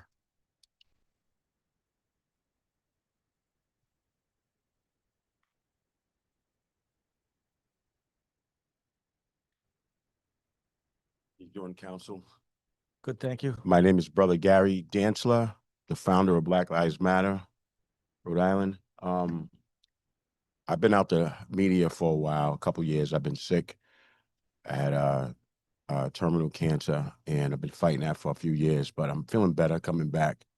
So I kind of been out the media for a while, and I'm from here. My whole family's from here. I was playing with my niece right now. And, we had put in an application this year for cannabis. And we've been not understanding the roadblocks, especially on African Americans, people of color in this city. So when you talk about change in Rhode Island, this is supposed to be a change state, right? We fight for equity, education, primarily. Pawtucket's a small city, and we're from here. We're tired of fighting. like we've been fighting our whole lives. And this is crazy where you have all these huge corporations fighting for something that America's put, especially Black people, in prison for. And it's a profit now. So when we come, it's a totally different ball game. We start changing things, articulating words, and that's fine. But I'm getting healthy, and I don't want to fight my city where I'm from. People put in for an application. We just want a fair shake for everybody. So I'm trying to understand these roadblocks. When is it going to stop? Like, seriously, like generation after generation, we've been deprived, especially African Americans in this country. So I'm getting better. I want to say that we just want a fair shake in America with what's going on in the world. And I think this shouldn't happen, especially to us. And this is one of my partners that, she's a pastor. Her father is one of our partners.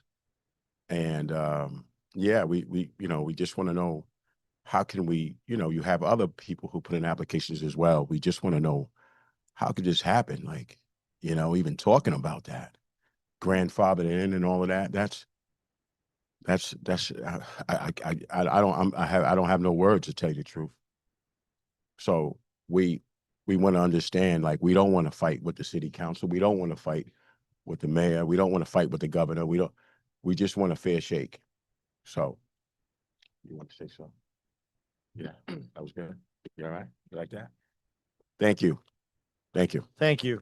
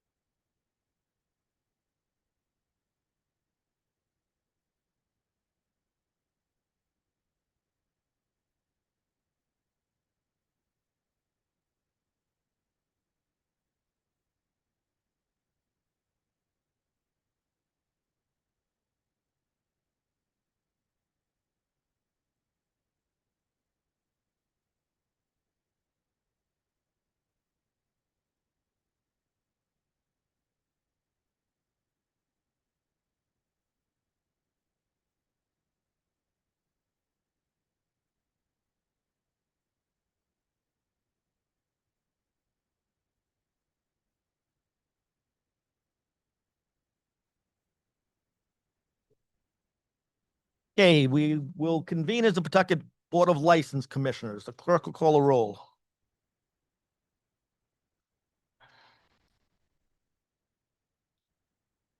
I know we go. Here. Yeah. She's here, but she's She is here occupied. in spirit. Here. Here. Mr. President, I call for approval of the previous minutes from January 7th, 2026. Moved by Council Ruzo, second by Council Wildenhain, that approval be given to the minutes of the meeting from January 7th, 2026 as prepared by the clerk. Are there any concerns, amendments, adjustments, deletions?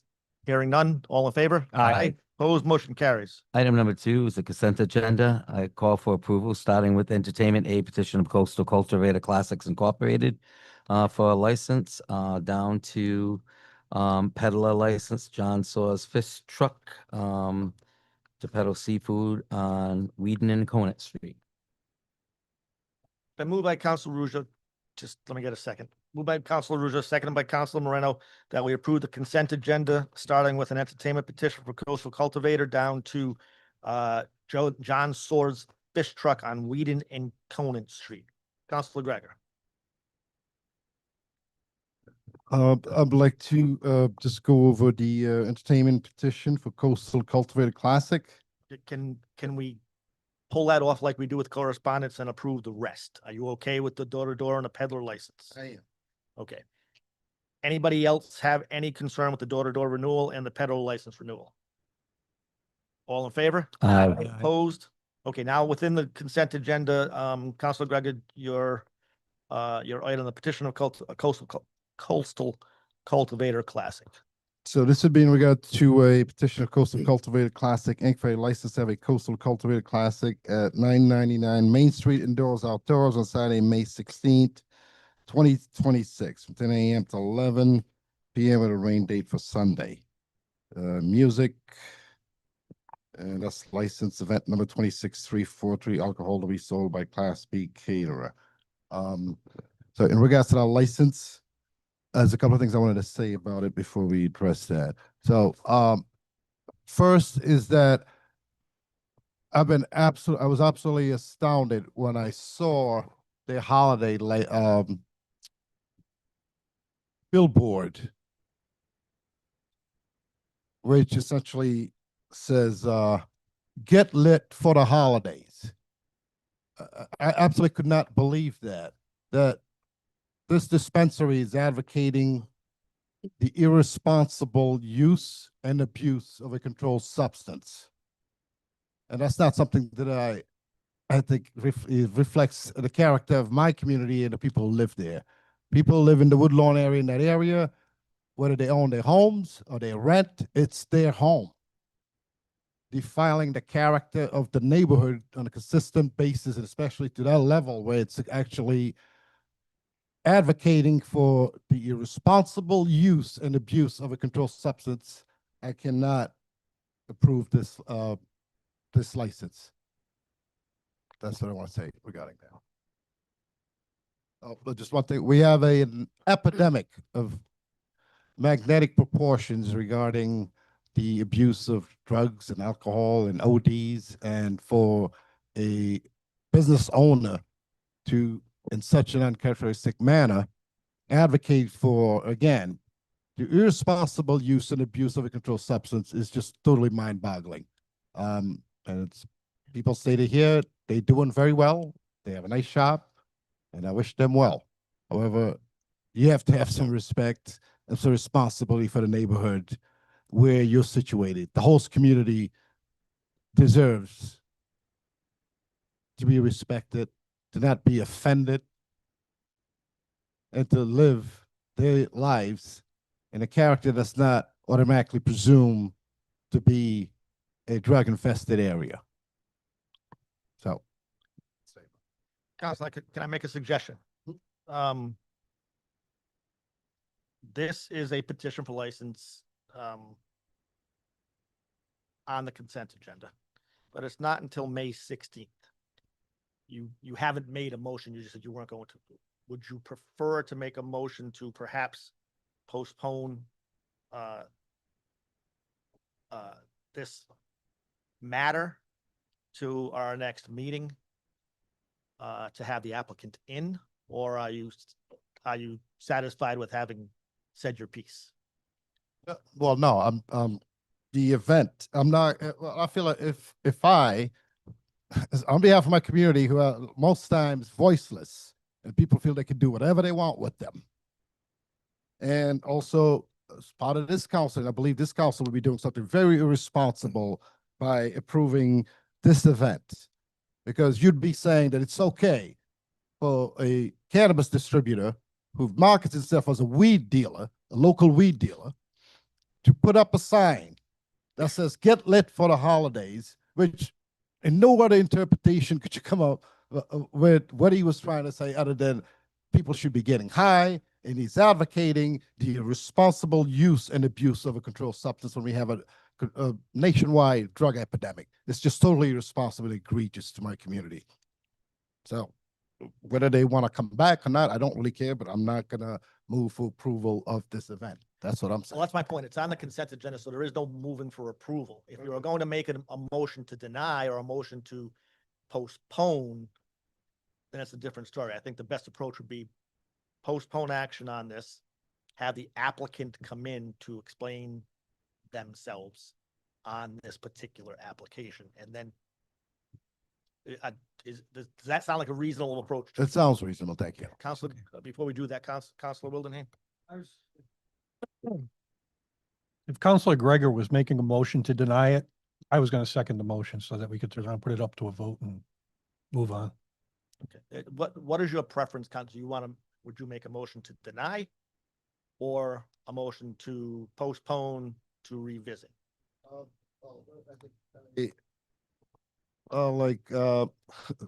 Councilor Wildenhain's position better because we don't have to come back and visit this. So yeah, the motion would be to deny it. Okay, so before I get to you, Counselor. Yeah, No, before I get, Oh, we have a motion to deny by Counselor Gregor, seconded by Counselor Wildenhain. Now discussion, all Counselor. right. Thank you. Yeah, no, totally, whatever. It's your district, so, I'll support what you want. But didn't they have they've done this for a couple of years in a row. So I totally respect the fact that, how you feel, but I think given that they've had this event a couple of times, it might be a good idea to have them in and have the conversation. And you can talk to them about that sign directly, and how much, I understand the offense and yeah, I don't like it either. But I don't know if they've had any issues when they've ran their events before. So maybe it would be good to have them in. You can have that conversation. It's it's your district, so, but just, as I think they've had events before, and I think, it'd be good to have them in. No, I appreciate that. And they have had events, and from what I understand, it hasn't been an issue, but that's not what this is about. This is about a business who's advocating for the irresponsible use and abuse of a controlled substance. All right. Who's looking to have a. Counselor Wildenhain, you had your hand up?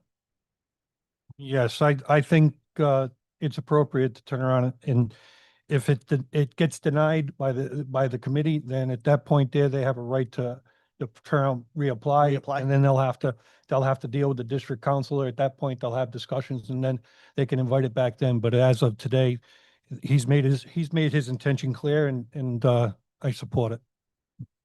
Any? No, it's not a liquor license. But there's plenty of time for them to reapply if maybe the message is sent. Is there any further discussion on the motion, Counselor? No.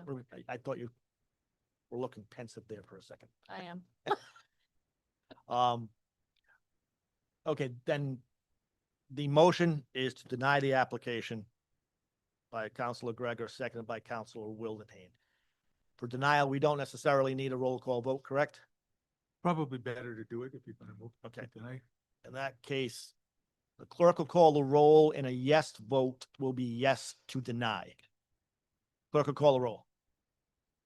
President Mercer, Yes. Councilor Rujo, Yes. Council Codere, Yes. Council Gregor, Yes. Council Moran, Yes. Council Moreno, Yes. Council Rubio, Yes. Council Kubiak, No. Council Wildenhain. Yes. 8-1.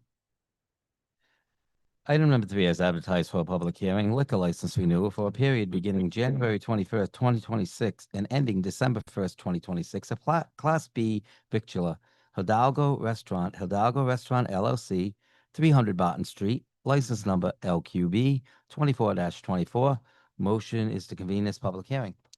Been moved by Councilor Rujo, seconded by Councilor Stacoviak, that as advertised for a public hearing, a liquor license renewal for a period beginning January 21st, 2026 and ending December 1st, 2026 for a Class B victualler, Hidalgo Restaurant, 300 Barton Street, license number LQB-24-24. The motion is to convene the public hearing. I will call the public hearing to order. Is the applicant here from Hidalgo?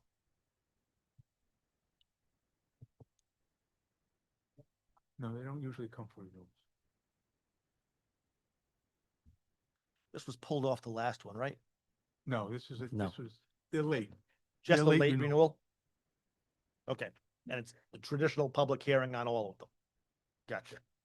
Is there anybody here to speak on at the public hearing regarding the renewal of Hidalgo Restaurants Class B victual license? Is there anybody online? If anybody is currently waiting online to speak in this public hearing, can you please press the raise hand button at this time? And I see no hands. Okay, in that case, I would declare the public hearing closed and I will entertain a motion. I move to approve this license renewal. Okay. The move by Councilor Stacoviak, second by Councilor Codere, that approval be given to the Class B victual renewal for Hidalgo Restaurant LLC, 300 Barton Street, license number LQB-24-24. All in favor? Aye. Opposed? Motion carries. Mr. President, before we read number 4, I would like to amend the docket and introduce a letter from Captain David Dolan. It's been, motion has been made by Councilor Codere, second by Councilor Rujo, that we amend the docket for the purpose of introducing a correspondence from the police department. Is there any discussion on the motion to amend the docket? All in favor? Aye. Opposed? Motion carries. Now, you'd like to introduce, Do I read the letter? You don't have to read the letter out loud, but just the letter from him to, it should be introduced and filed. Okay, the letter is from Captain David Dolan about JR1 Sports Lounge, and I would like to add it to the That's docket. it, be read and ordered. Read and ordered file. Or notify. it's been moved by Councilor Codere, second by Councilor Rujo, that we introduce a letter to the Board of License Commissioners from Captain David Dolan from the Pawtucket Police Department regarding JR1 Sports Lounge. The motion is to have it introduced, filed and read. All in favor of filing and having it read? Aye. Aye. Opposed? Motion carries. Rick, would you read it? Do you have it?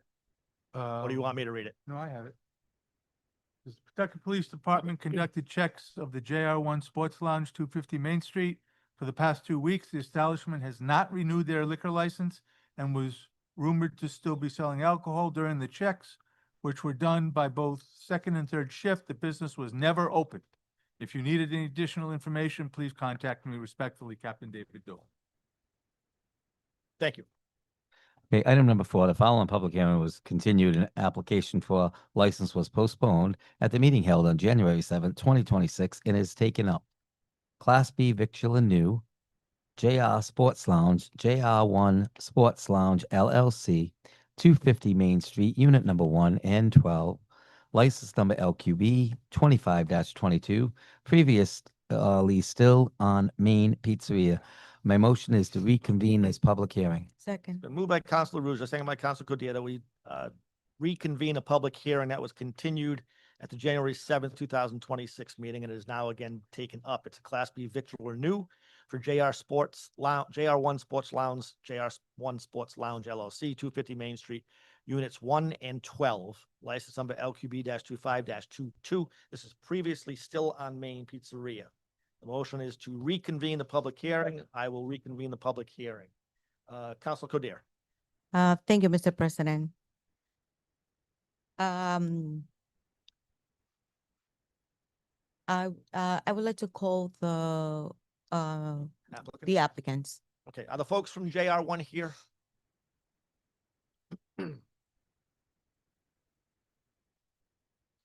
Rick, you already have their names and addresses and everything, right? Yes.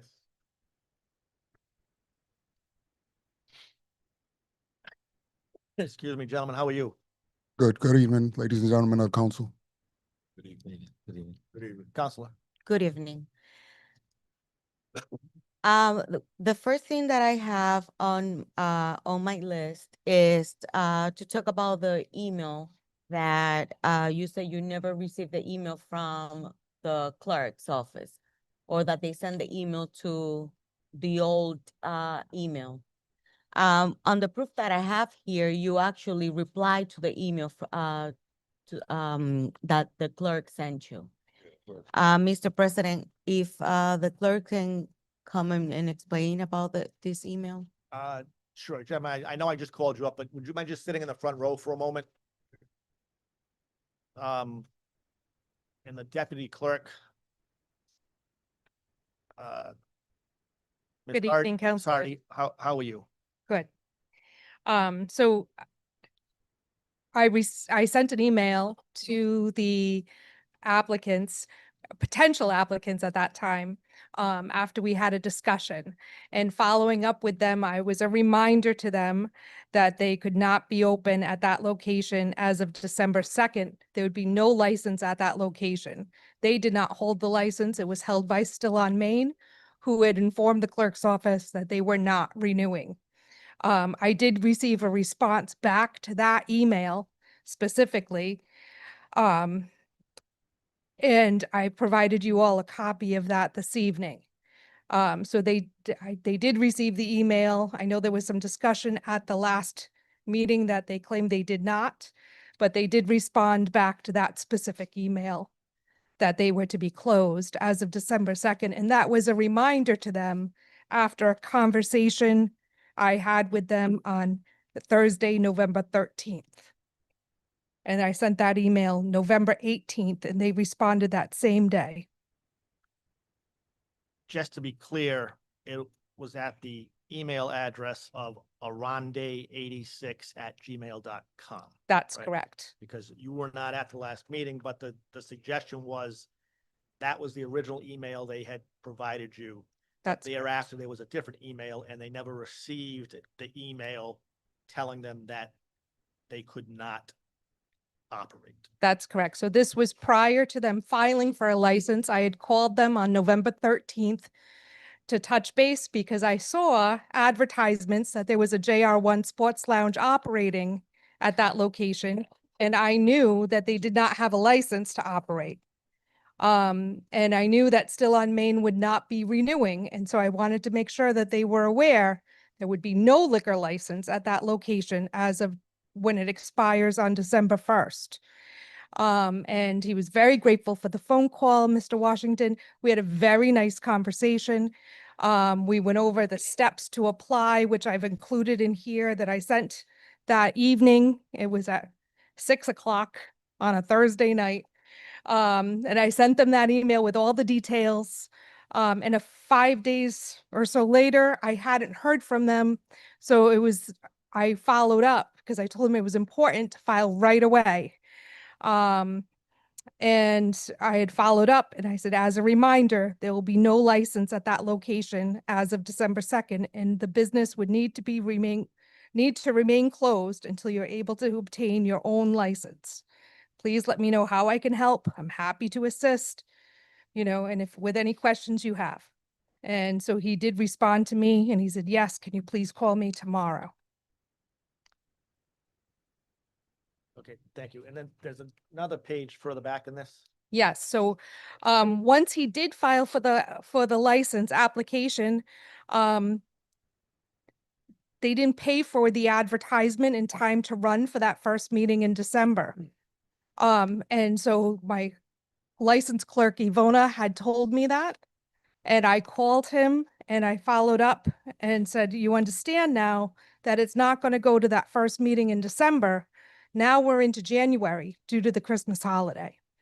And I said, you'll have to remain closed until January, until you go before the board.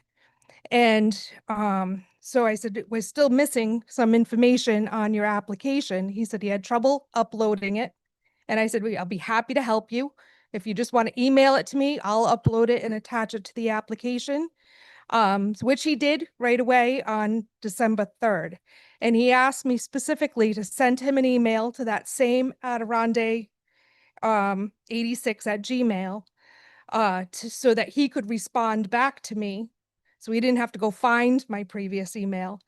If I sent him one, he'd respond back with the attachment, which he did right away. And I attached it to his application. So I still use that same email address on December 3rd. And he responded right back.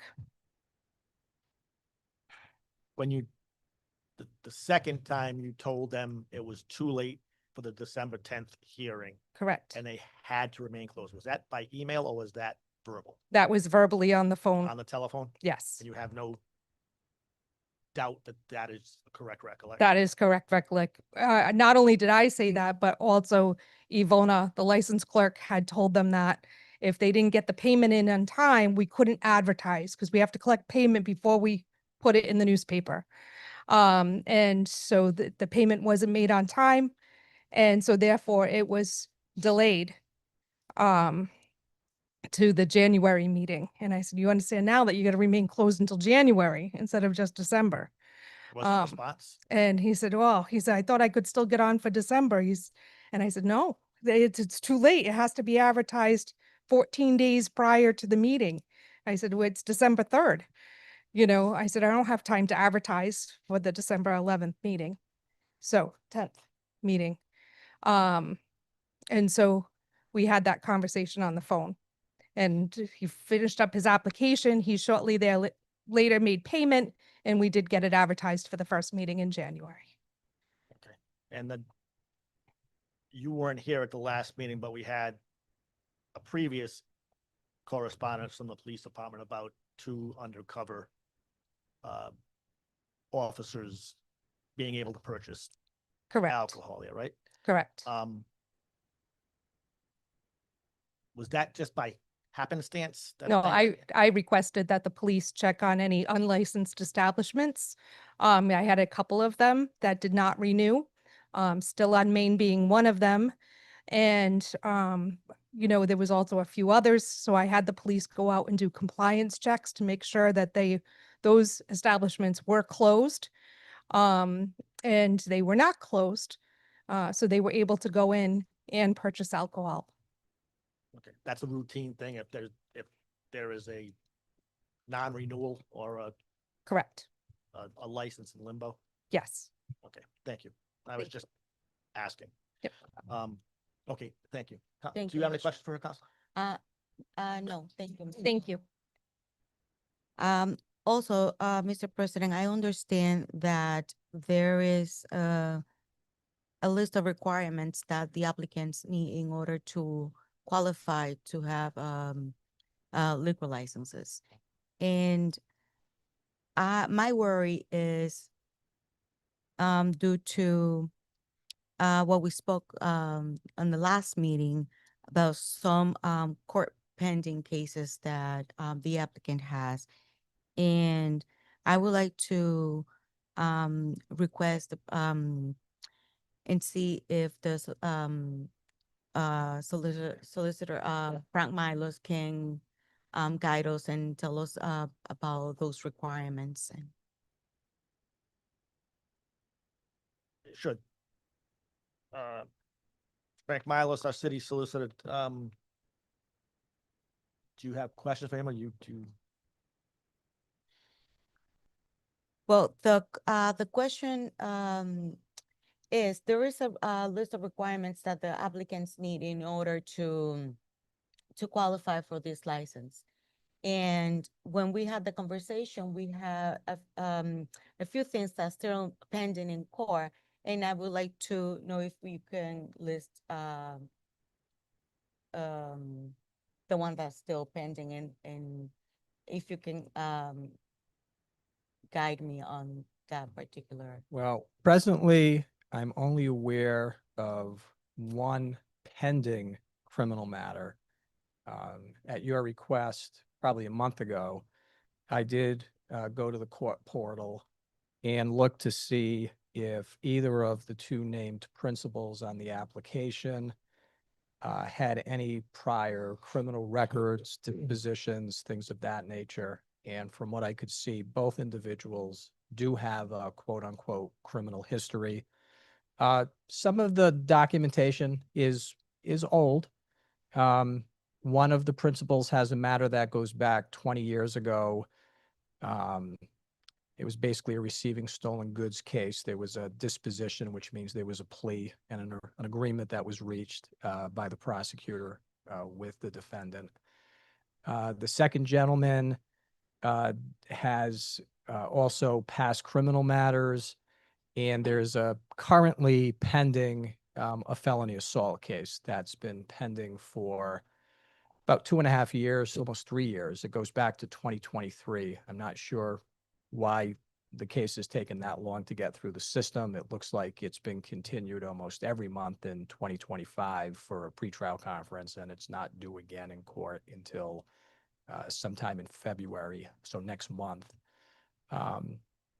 So basically, there are past criminal dispositions, to be sure, which is, of course, one of the criteria, certainly not the sole criteria, but one criteria that the Board of License Commissioners can and probably should look at when you're determining whether or not a particular license applicant is a fit and proper person or entity to hold a liquor license for a variety of reasons. Did that help? Do you have any other questions for him or? No, thank you. Okay, are you sure? Yes, yes. Okay. Anything else? I'll stay for the. Okay, thank you. We may need you.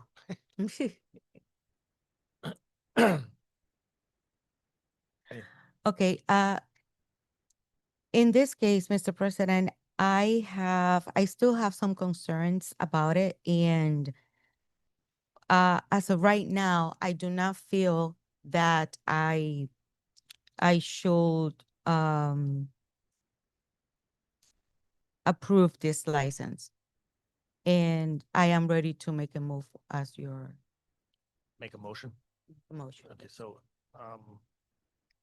this is a public hearing, correct?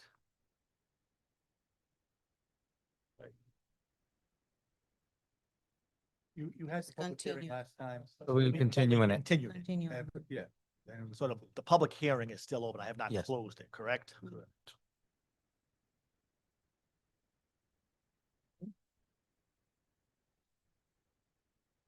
Sure.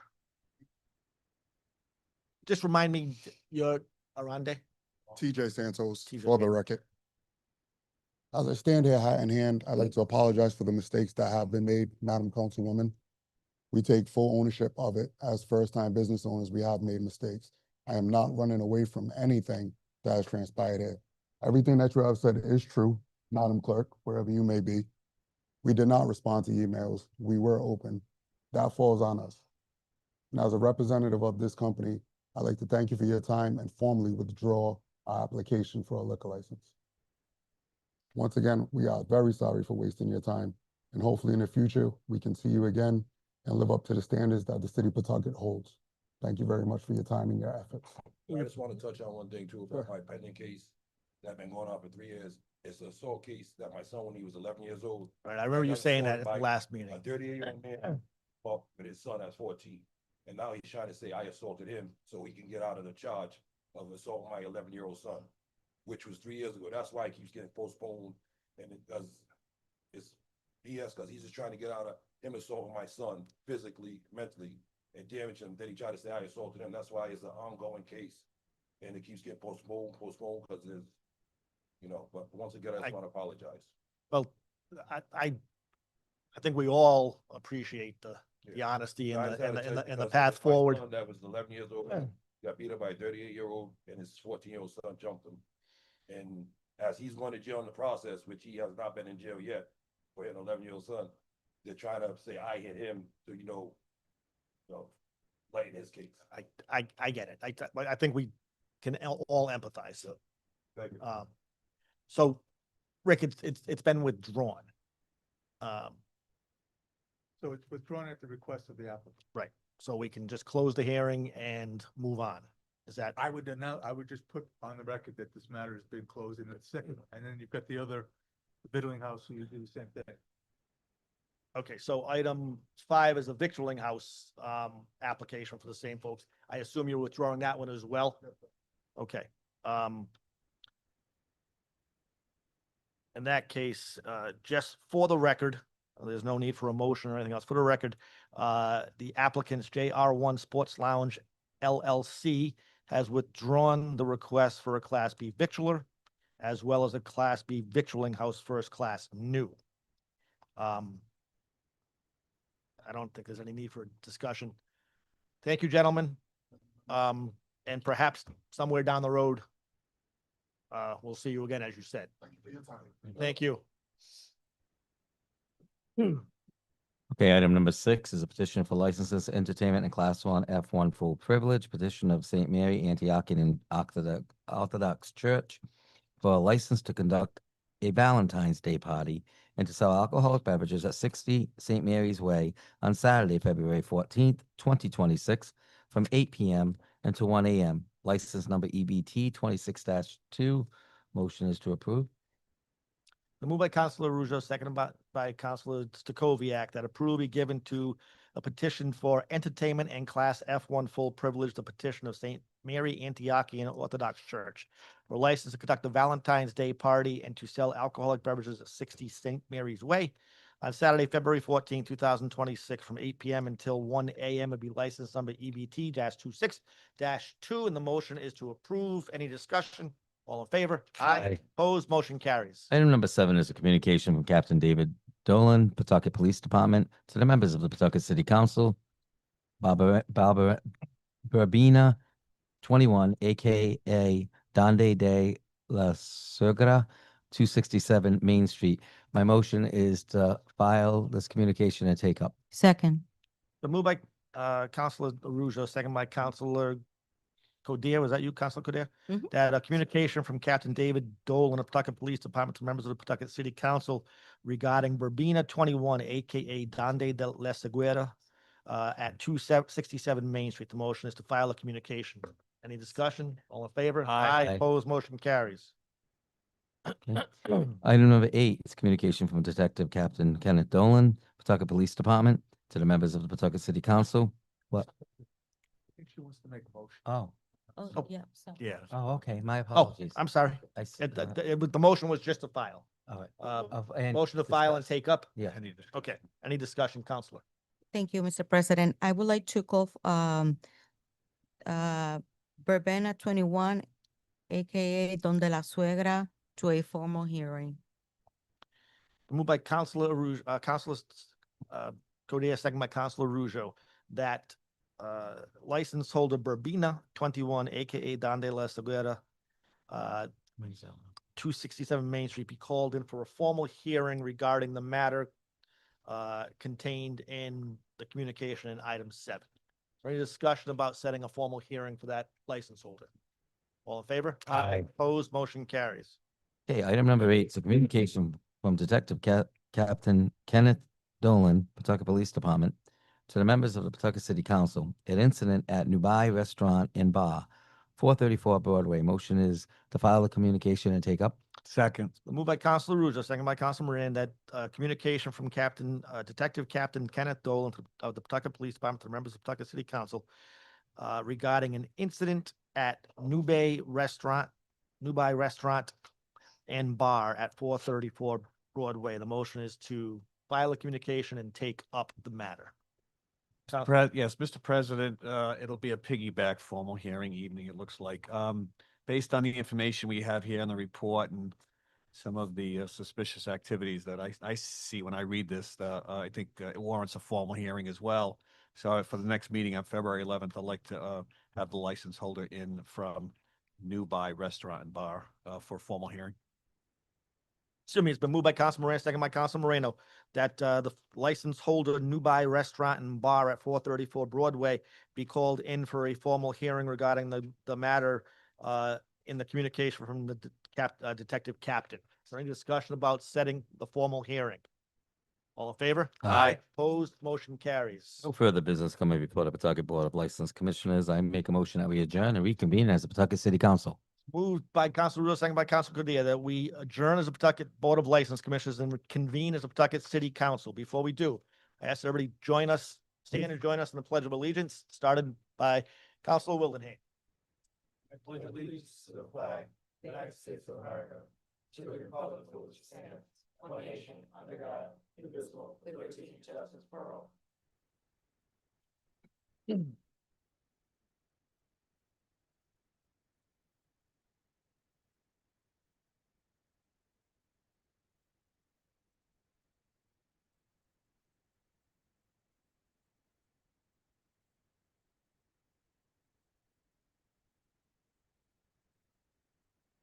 Pawtucket City Council come to order. Clerk will call the roll.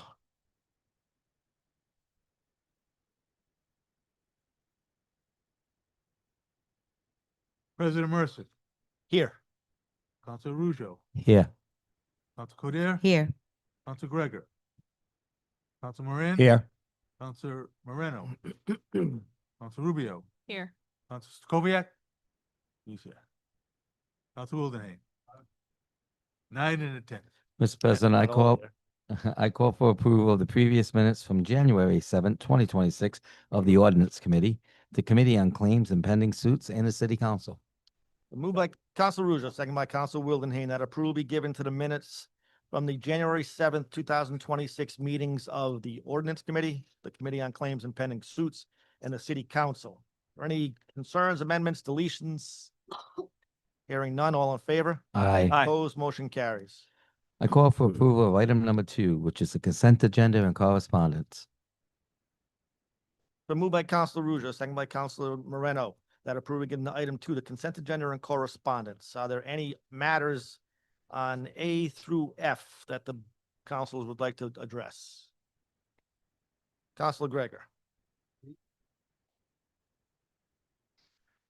That's it, just B? Anybody on this side? Okay, in that case, all in favor? of- Aye. Aye? Aye. Opposed, motion carries. Item B, Councilor Gregor.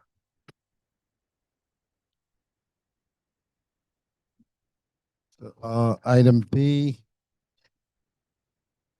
is a communication from Jordan Carlick from Blackstone Distribution Center LLC to the honorable members of the Pawtucket City Council regarding 1 Moshasik Street, quarter 2020 for quarter 4, 2025 construction update.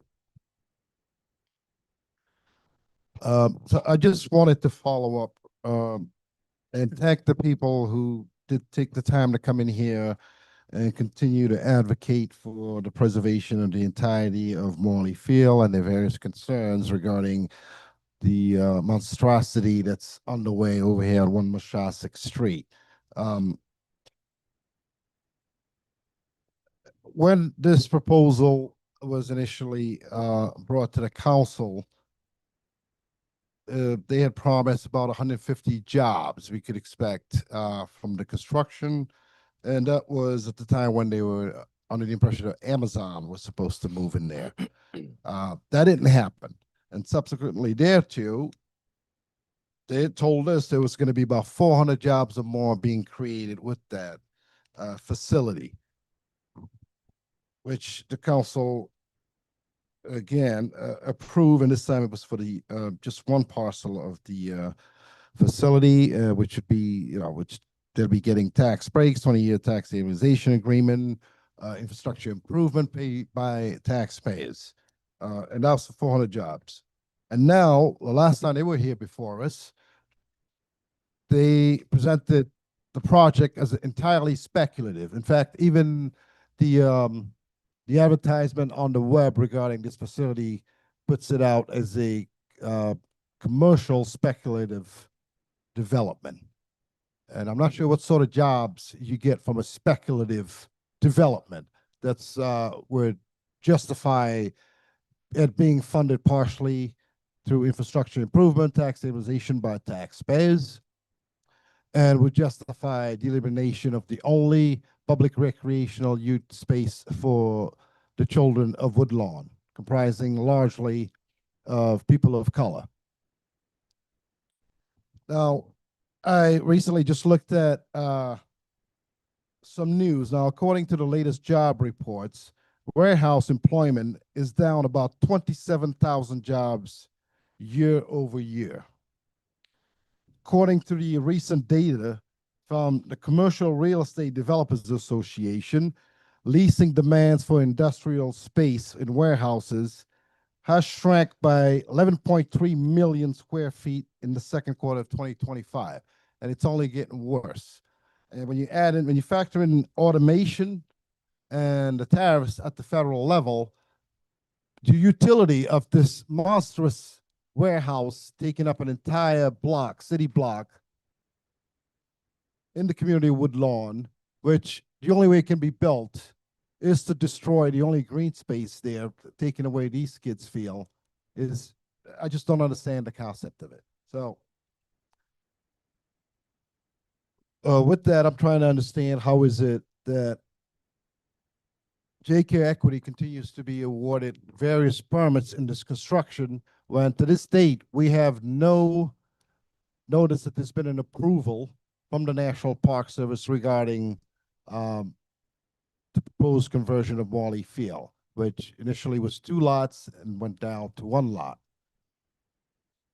How is it that they're able to proceed and continue to build this monstrosity without having a core authorization needed for them to build the water management infrastructure, which according to the last plan is submitted, and this would have been back in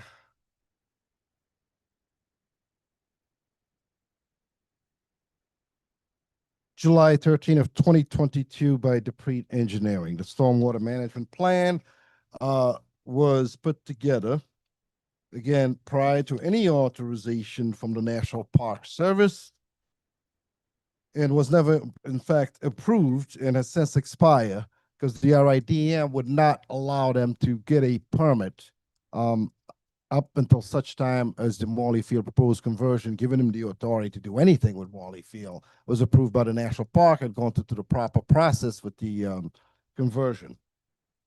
Now, as you know, the RIDM has up to this point, and let me see, this was October 12, 2020, no, have not authorized the conversion of Morley Field.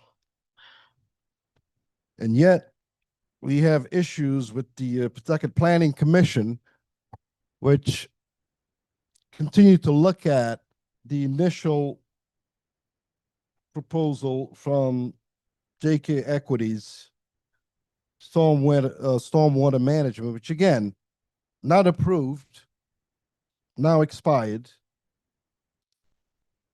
And notwithstanding their representation in front of this council and all the public that was here, that this was an independent, and I'm referencing the one Moshasek warehouse, that this was a standalone development that he had nothing to do with Morley, has no interest in Morley, and had no ownership of Morley.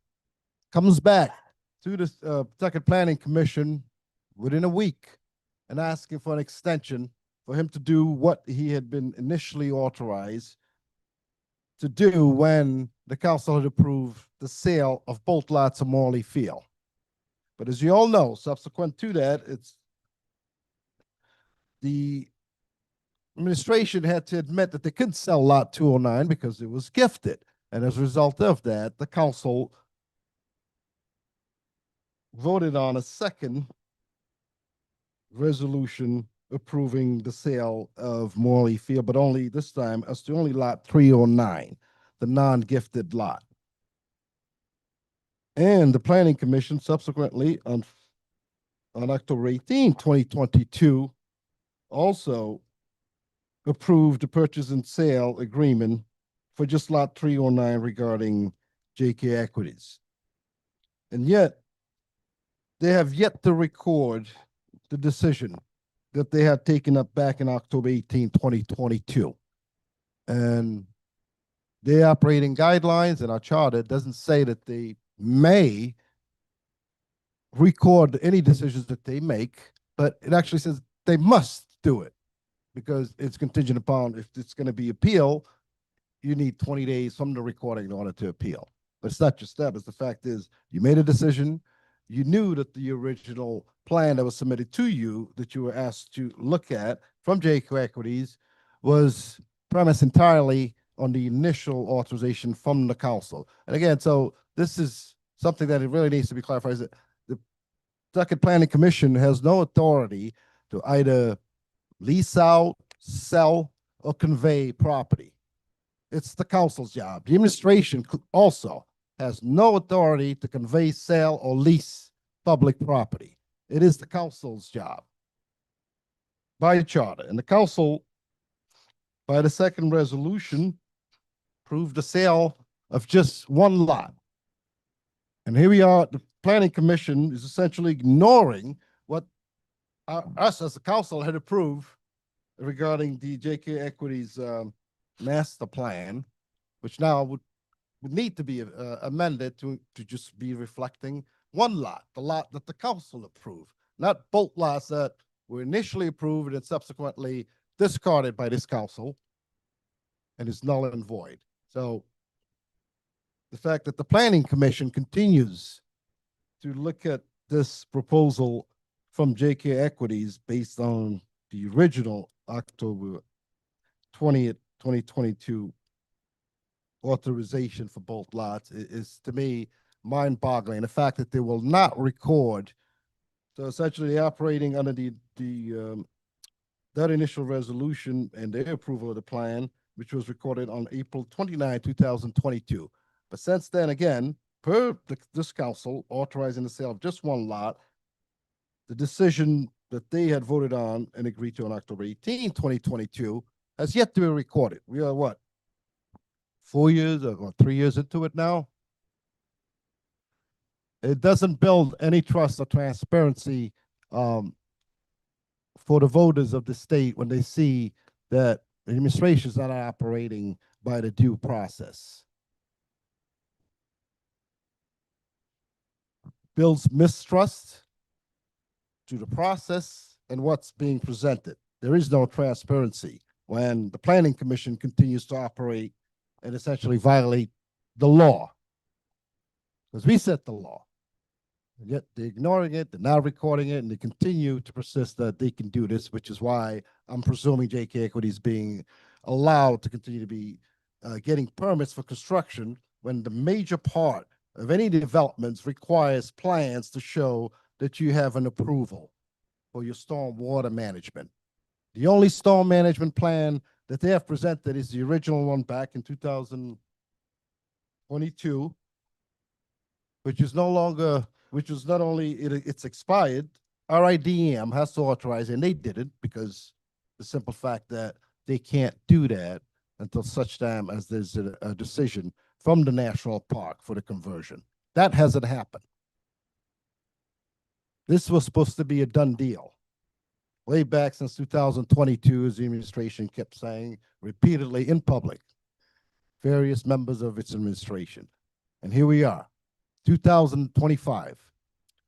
The children of Woodlawn have been deprived of access and use of their only green space, their only park, while now the state developers over here benefiting from taxpayer-funded infrastructure, the unlawful submission of permits to do construction when the major part over there is the stormwater management. DM has not approved it. The original license is expired. They have no authority to lay any claim to lot 209. And they currently, until such time as the approval comes through the NPS, they have no authority to lay any claim to lot 319. So what I'm gonna ask is for the council to request from the administration an update regarding the conversion of Morley Field. And also, as I understand, it was supposed to be several estimates being done for the full rehabilitation of Morley Field. And further, it is also my understanding that in 2014,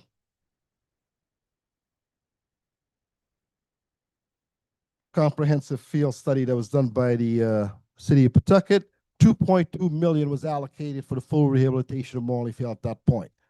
I'd like to know where that money stands for the funding, and what are the most recent estimates that have been done about the full rehabilitation of Morley Field. So I'd like to have some answers. We have a conversion that's been pending for over 4 years, a park that's been closed for over 4 years, a developer who is being permitted to continue build a monstrosity of absolutely no utility to either the residents of Woodlawn or the residents of Pawtucket. For the reason I stated earlier, there is no need for a warehouse anywhere. You know what? Warehouses are being done empty. They're sitting empty across the nation. And from the latest news here, ICE is trying to acquire these empty warehouses, gigantic warehouses, as detention centers. So maybe that's the speculative use that JK Equity is looking for this warehouse. It's not going to be jobs. So I'm making a motion for us to get a monthly report. Yeah, updated conversion and a monthly report. Morley Field, the entire field. And where does that stand? How soon can the community expect that the park will be reopened?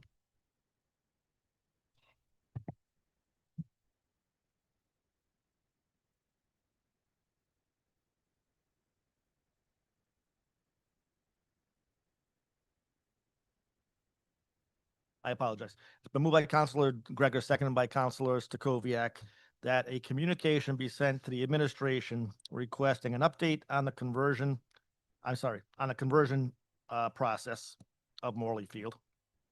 Any estimates on rehabbing the entirety of Morley Field? And anything else? Yeah, the 2.2 million that was set aside for the rehabilitation of Morley Field in 2014, based on the 2014 comprehensive field assessment that was done. I'd like to know where that stands, if that money's still available. I'm just unclear on what that is. Was that a bond approval? Is that what I'm not sure what 2014. The 2014 comprehensive field assessment that was done by the city, which allocated and set aside money based on those recommendations, 2.2 million to rehabilitate Morley Field. Does it say set aside?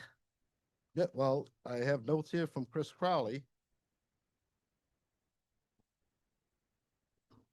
5-year capital improvement budget and project listing for 2024 through 2028. Yeah, so that doesn't necessarily mean it was set aside, but nonetheless, we'll ask the question about what was done after the 2014 comprehensive assessment. Is that what you're asking? Well, again, this is the minutes from the Park Commission meeting of May 14, 2024. Question was raised if money were in place for Morley Field future plans listed as unscheduled work, to which Crowley stated that there was reserve funds for this purpose, and it was outlined in 2014 comprehensive field assessment in 2014. There has been a budget of 2.2 million in place, but presumably this will be additional. There may be additional cuts for the project. We budget for a lot of things that we don't necessarily set aside money. So we're asking communication to ask for an update on the conversion process, any estimate on rehabbing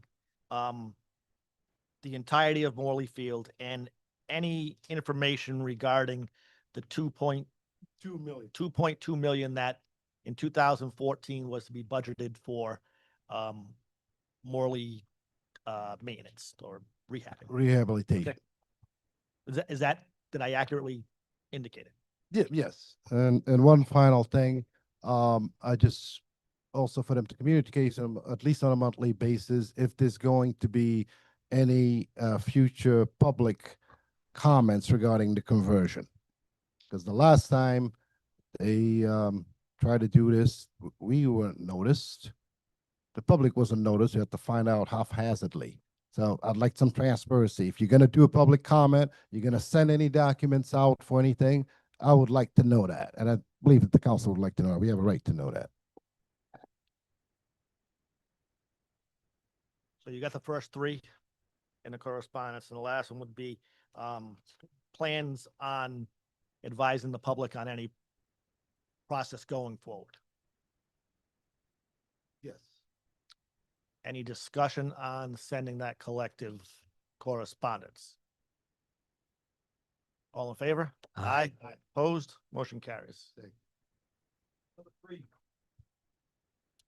Number three is a communication from His Honor, the Mayor Donald R. Grebian, to the honorable members of the Pawtucket City Council submitting the following reappointment as member of the Historic District Commission for confirmation. Adam Beauregard, 69 Harcourt Avenue, Pawtucket, Rhode Island. Term expires the first Monday in February 2029. A call for confirmation on a roll call vote.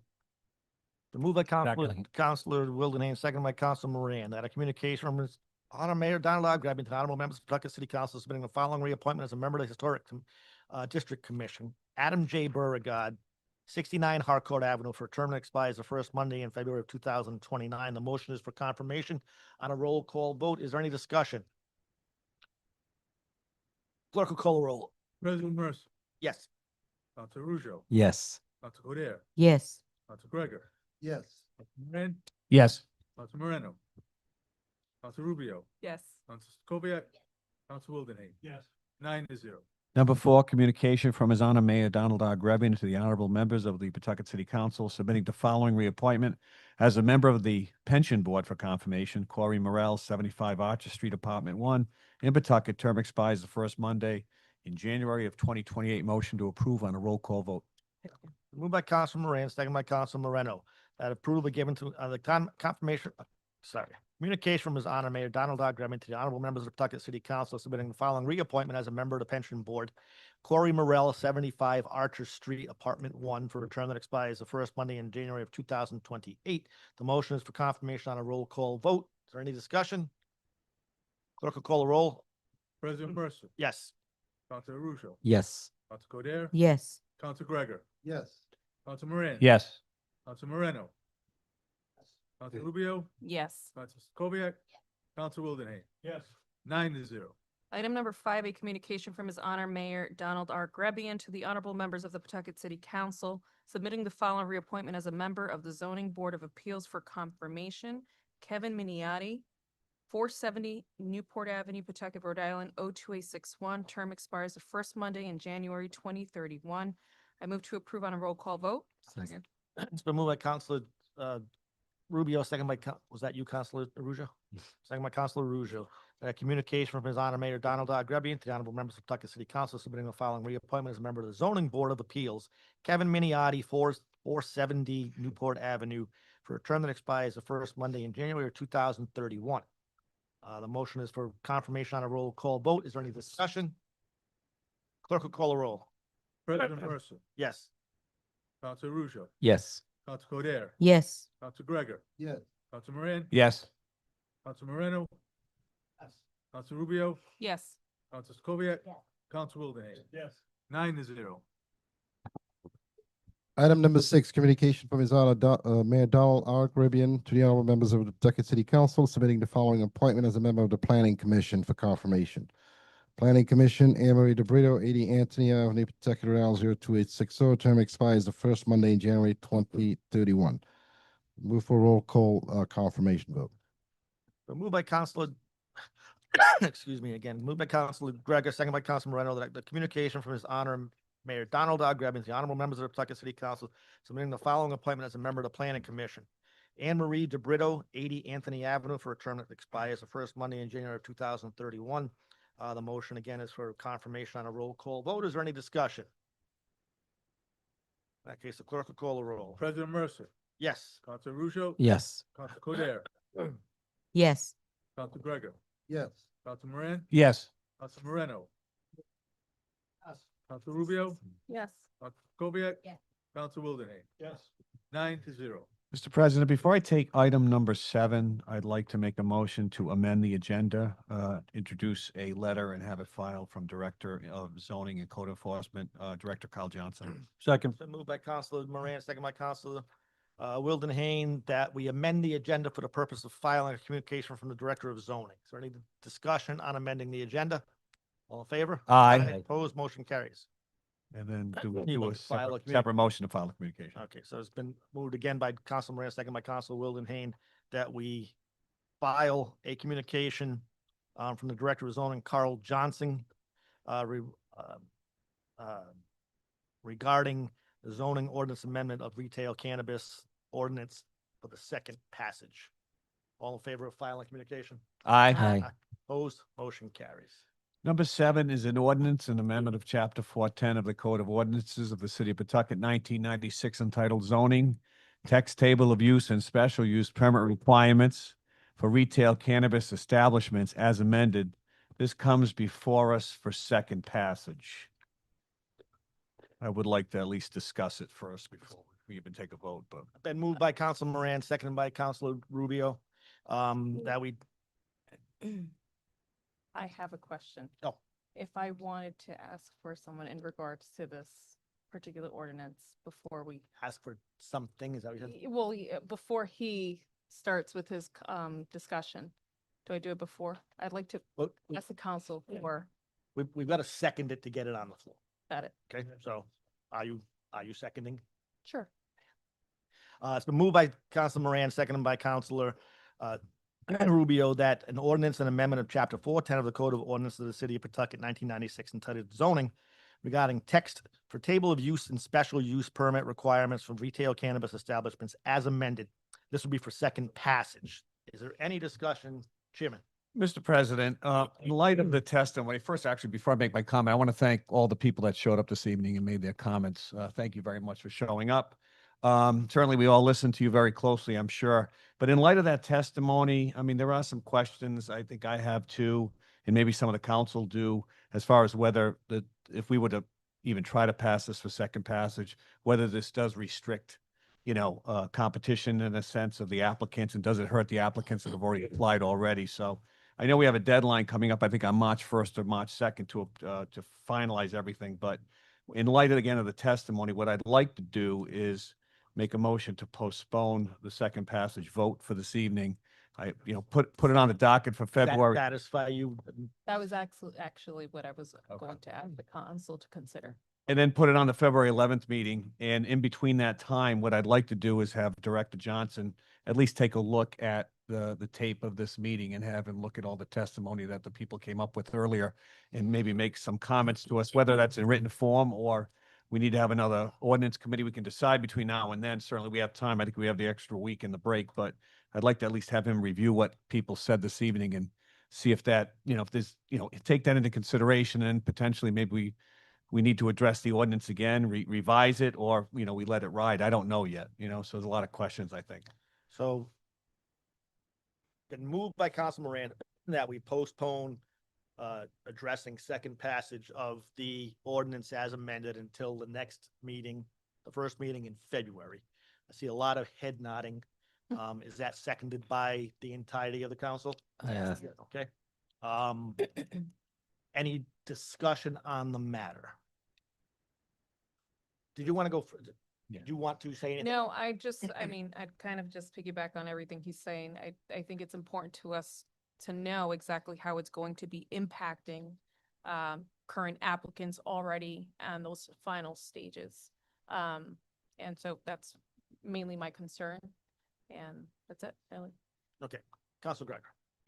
Yes, I just wanted to echo some of the concerns expressed by Councilor Moran regarding that. I think, it seems true of everybody here that we needed more information, obviously. So postponement makes absolute sense. And the other thing I think about that might be helpful is if we could get a copy of the Providence zoning cannabis law, just so we have a reference as to see how best to maybe amend it or do whatever we got to do with it. So. I don't know that we need to look to Providence to tell us what to do in our city. I'm just saying. maybe it was more to see what it says. Yeah. Councilor Stacoviak. I just wanted to thank the chair for taking the lead on this. And I think everybody agreeing to it shows that the testimony tonight was strong. There was many times that I said, they're not wrong. They're not wrong. And I would have hated it for us to make a decision tonight, knowing that, especially I think the strongest thing said or kept being repeated is that they met a deadline and then an hour or two later everything was changing again for them and having just like the rug pulled from under their feet. So I'm glad that we're giving them a fair shake of us looking at more ordinances, different ways to maybe grandfather it, whatever it is, but just having the opportunity to just discuss this a little bit more and look at different avenues for people who are hardworking people that don't have the same amount of opportunities that bigger corporations or bigger investors would have, that clearly had trust in the process and that over and over again, the process was changing for them, which is not fair at all. So I want to thank the chair for taking the stand and proposing this. I agree. I'd like to thank the chair for doing that as well. I think, everything was done with the best of intentions. Matter of fact, the letter that we just took in from the director of zoning says, this ordinance reflects the city's responsibility to update its zoning regulations in a manner that supports orderly growth, neighborhood compatibility, and a clear and consistent public review process. In order to do that, number one, and I think it was a bit rushed with good intentions. The idea was that if it was going to require a special use permit, that second passage tonight would allow for those applicants to get their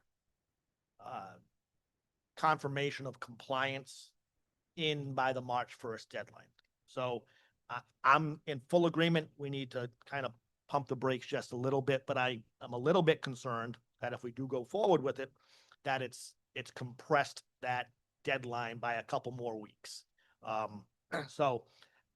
it sounds like the majority of the applicants, and again, we were told last week that there were going to be a total of 4 in the zone that Pawtucket sits in, right?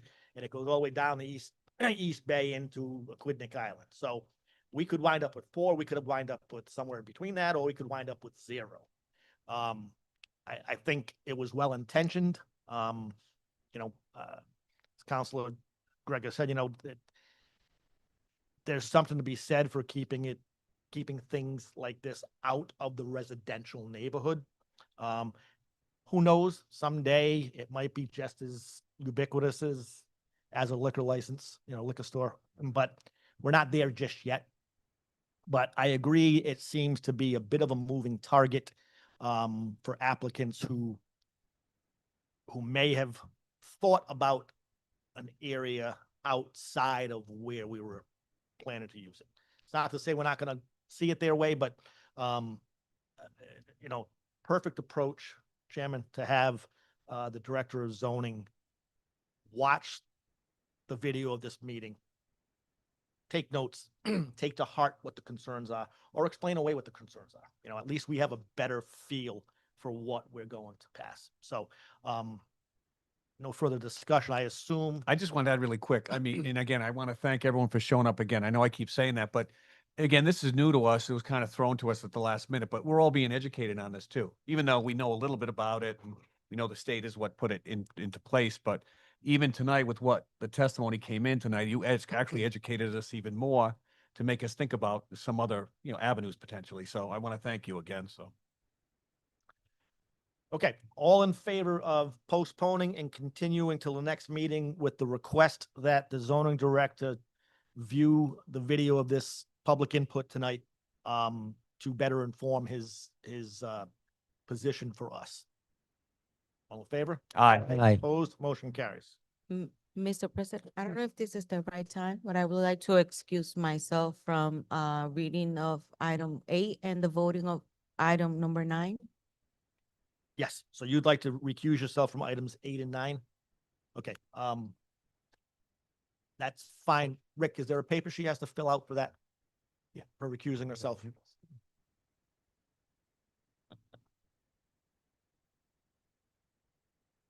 Why don't you go to the committee room and then, You've been banished. yeah. And Rick, if you have it with you, if not, she can fill it out afterward. Oh, we have one somewhere. All right. Al, when you find it, would you bring it? Okay, never mind. Yeah, you can just go.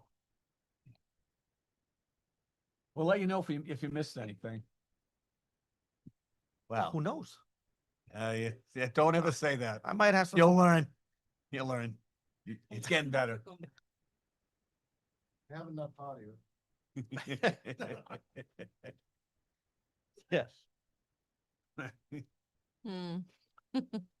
Okay, we'll give Counselor Codere a couple seconds. Okay.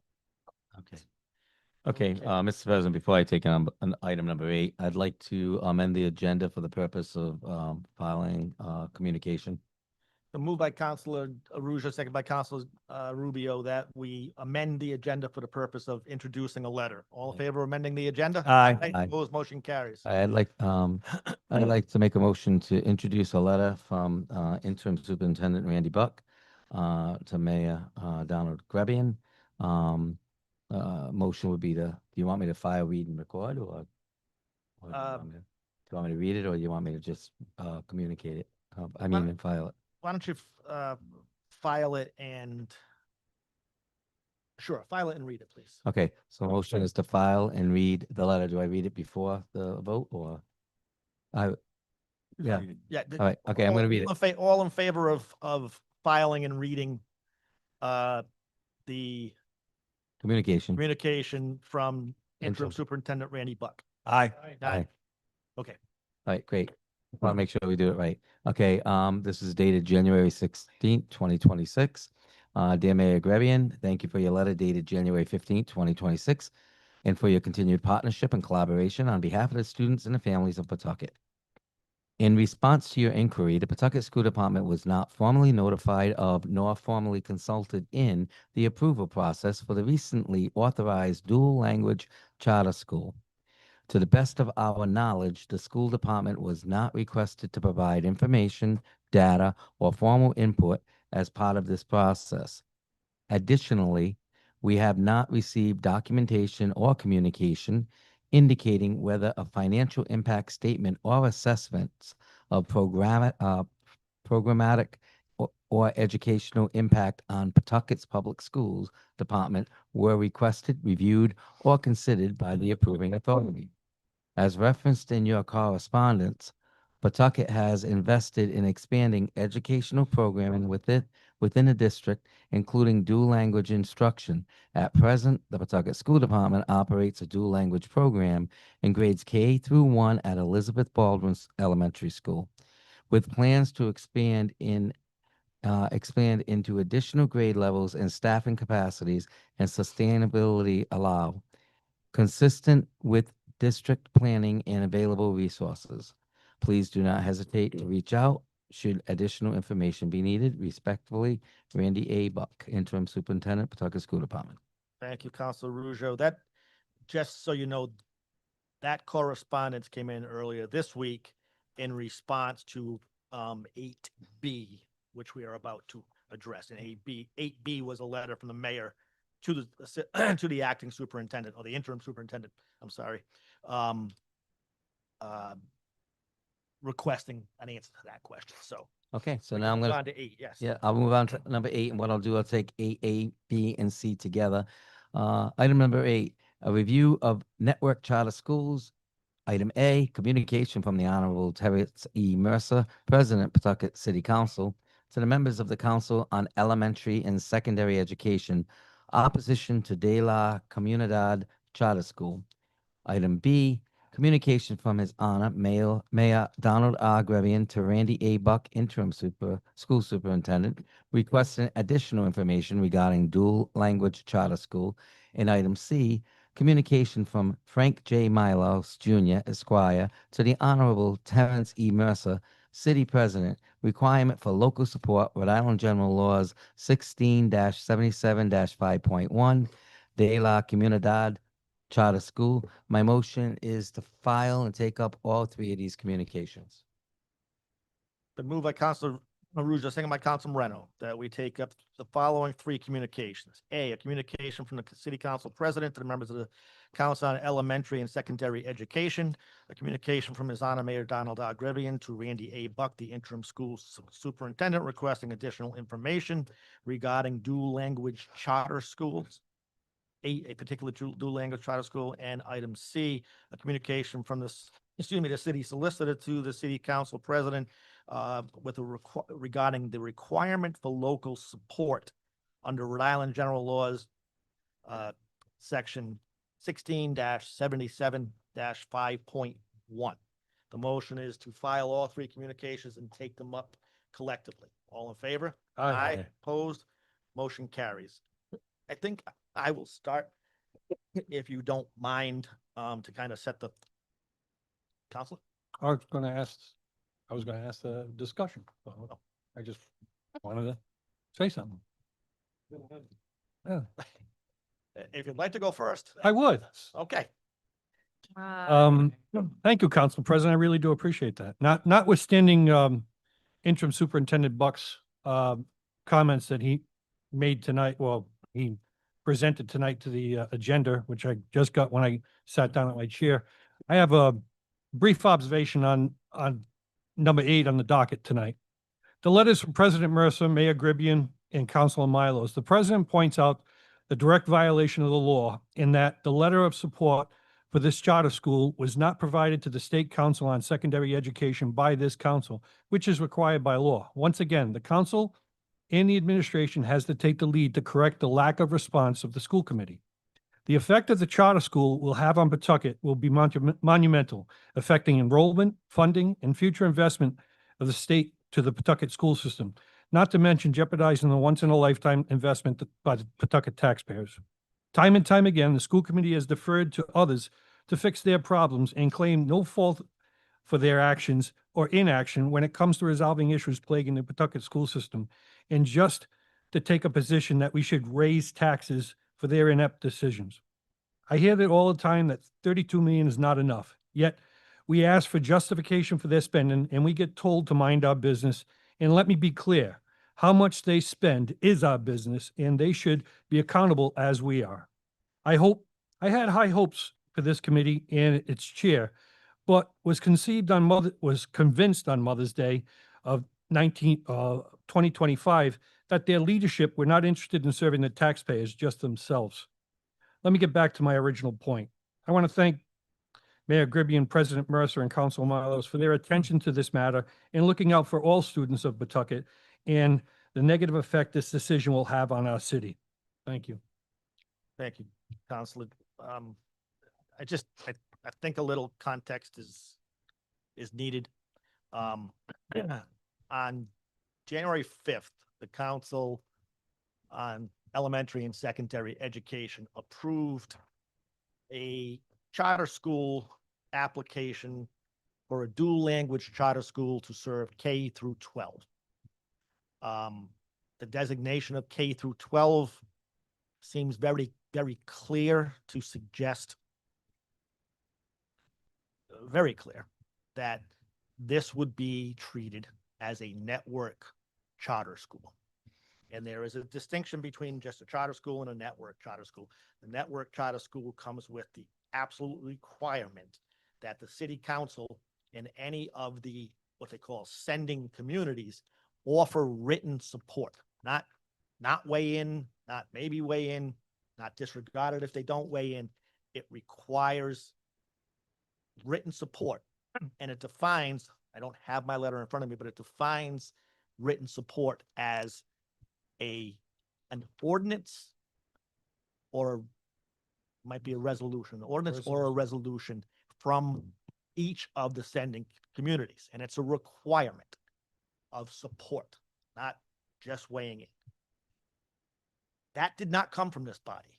We did not pass an ordinance, nor do we send them a resolution.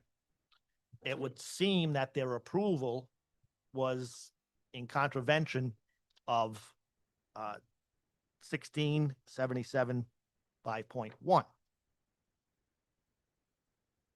I wasn't the only one that read it that way. The city solicitor in Providence read it that way. The city council president in Cranston read it that way. The city council president actually beat me to the punch by sending a letter to them. I sent a letter with the very same sentiment that you see in item A. Shortly thereafter, RIDE determined that, or RIDE's legal counsel determined that it was not to be considered a network charter school because network charter schools have to have an S. It has to be plural. Again, I'm going from my memory, but the definition of network charter school says serving elementary and secondary. Take that for a second. Elementary and secondary, or multiple elementary, or multiple secondary. It does not say it needs to be multiple schools. It very clearly says elementary and secondary. This was very clearly a K through 12. That is elementary and secondary, ergo a network charter school. But you'll see in my letter that, well, my letter was written in the resolution when we get to the resolution. So my letter was written before the questionable legal opinion from RIDE. And before I wrote my letter, and I wrote an original draft of the ordinance over the weekend, last weekend, I had spoken with the interim superintendent to first see if they had heard anything about this. They had not, they being the school department. And I asked him if he would informally send me some bullet points about concerns of the Pawtucket School Department regarding this. And I want to say additionally to this that I was weighing in because 1677 5.1, the network charter school section required our input, and we didn't give it. That's why I weighed in with my own letter. If you remember back in the first week of December, the mayor, because he was dealing with a regular charter school, if you will, not a network charter school, the mayor sent a letter opposing a charter school application more focused not on dual language but on CTE. And he essentially opposed it for all of the same reasons we collectively have continued to oppose charter schools in general. At that December 5th meeting, before I got to speak, Councilor Gregor hit the nail on the head. You know, that it was going to draw away students and funding at the expense of a brand new high school we are building, and that we have committed more than $500 million in construction spending. I agreed with him then. I agree with him now. I made it very clear that I was opposed to the granting of that application. Same as I'm advocating opposition from Pawtucket's standpoint to this dual language. And when we get to the resolution, you'll see that very clearly. This isn't about dual language. It's about the same idea of charter schools siphoning away our education dollars and our students when we are trying to build up our educational system here to the cost of $500 million. That's what it is. Unfortunately, there's always one or two knuckleheads out there who think everything is done for some nefarious reason. I've been clear on my thoughts on charter schools and what it does to our community and any other sending community. I don't believe it is the answer. I think it creates winners and losers, and it creates far more losers in the pursuit of better education. As a result of my letter, the mayor sent a letter to Superintendent Buck to just ask him formally if Pawtucket School Department had any outreach from RIDE about the application of that charter school. We didn't get it until this week as far as getting it on the agenda, but the very clear answer is no, they were not reached. RIDE did not reach out to Pawtucket School Department. And it's really important. You will see in the resolution. I hope you all had a chance to read the resolution, but whether it's a network school that requires our input, support, or it's just if you want to call it a regular charter school application, they are still, the RIDE and the Council on Elementary and Secondary Education are still required to give extraordinary weight to the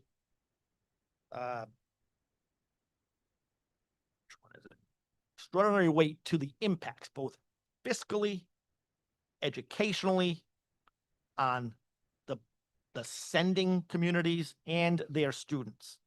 And, Superintendent Buck's letter says they had no outreach about the financial impact statement or the assessments of programmatic or educational impact on Pawtucket's public school department. In approving it, they did it based on a memo from the Commissioner of Education. And it was basically 2 paragraphs, 1-sentence paragraphs each. I'm paraphrasing, but it acknowledges in the first paragraph, they are to give, I believe the words are considerable weight to those impacts. The second paragraph said they worked with their partner, an entity called Schoolworks, I believe. And somehow, without contacting the Pawtucket School Department, the Pawtucket City Administration, the Pawtucket Finance Department, or the Pawtucket City Council, the Commissioner's Office and Schoolworks somehow were comfortable discerning the heavy impacts on Pawtucket. So even if it wasn't a network school, a network charter school, the absolute requirement is that Council on Elementary and Secondary Education give considerable thought about the fiscal and educational impacts on Pawtucket. And they didn't ask us one question, didn't seek out one bit of data, didn't even send an email. So either way, in my opinion, the approval was done in contravention of either of the statutes. I don't know how that can happen. I don't know how the commissioner herself can write a memo that says, we've got to give considerable thought to this. We've given cursory thought to this and recommend approval. I don't know how that happens. So the third communication is essentially a legal opinion from our solicitor. I asked him if RIDE's position that plural guides the determination of whether it's a network charter school or not. And his very clear opinion is that no, the words elementary and secondary are the first. They play right off the or and that it should have been considered, in his opinion, as in my non-legal opinion, as a network charter school.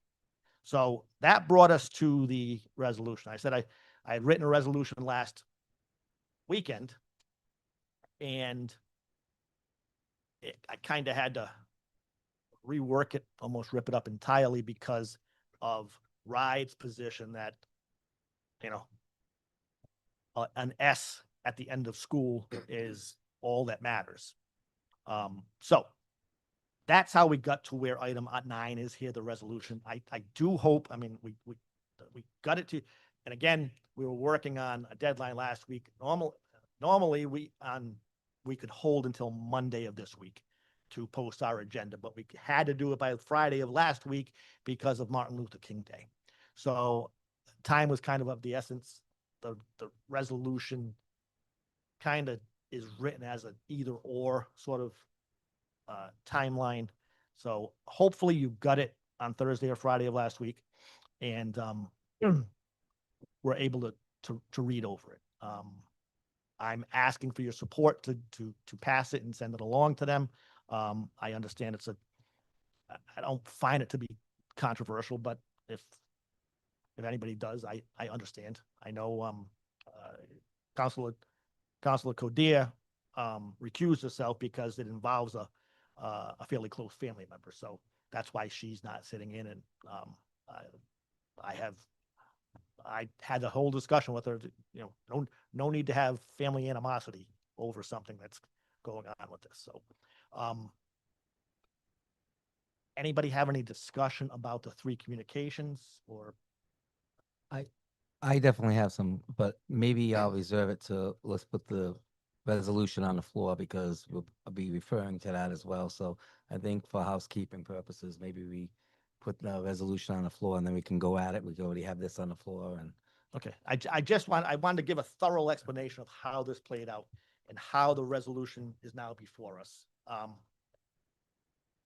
I wrote the entirety of the resolution, with the exception of adding, you'll see bullet points. Those are the very insightful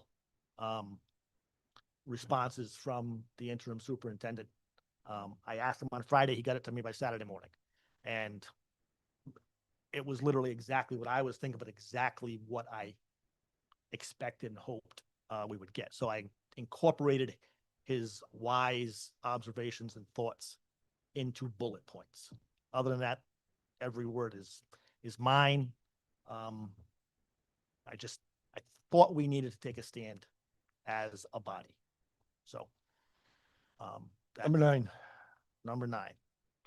Number 9, the resolution requesting the Rhode Island Council on Elementary and Secondary Education approval of the application of the De La Comunidad Network Charter School be rescinded as it pertains to Pawtucket as a sending community. Call for approval on a roll call vote. Second. Moved by Councilor Wildenhain, second by Councilor Rougeau and Councilor Moreno, that a resolution requesting the Rhode Island Council on Elementary and Secondary Education approval of the application of De La Comunidad Network Charter School be rescinded as it pertains to Pawtucket as a sending community. And the motion is for roll call approval on a roll call vote. However, I'm sure there's going to be discussion. Any discussion? Councilor Moreno. I appreciate it, President. I want to be very clear at the outset that I am not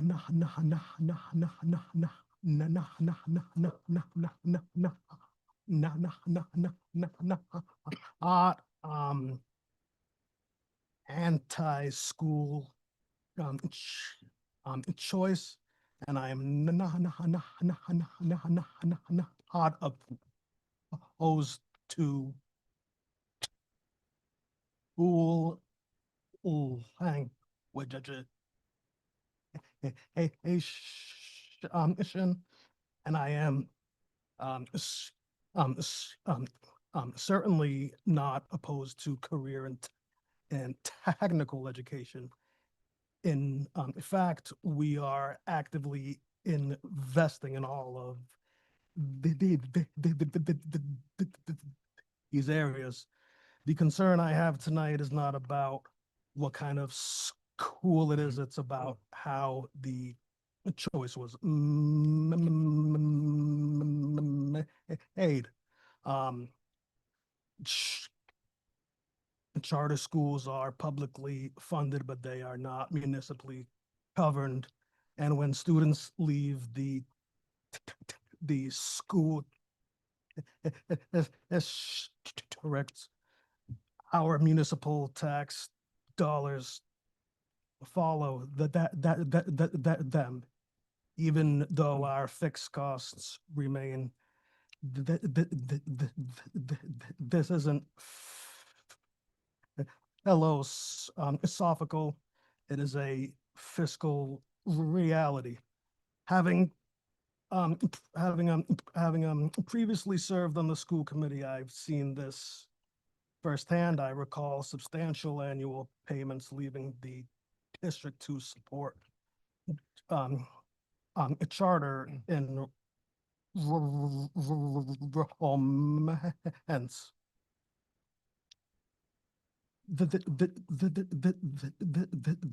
this is exactly why state law contemplates local and but it isn't to it isn't to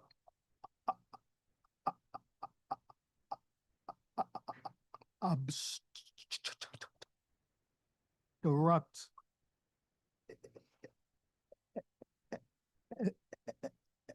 and no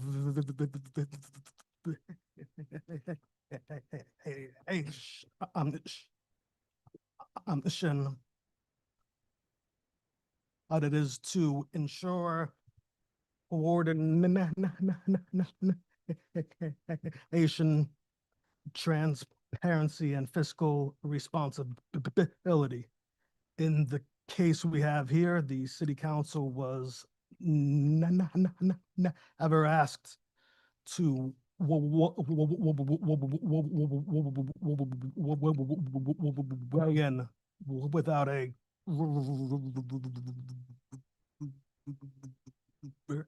as a whoosh and or an ordinance. And to add to the council president's point, the resolution here doesn't oppose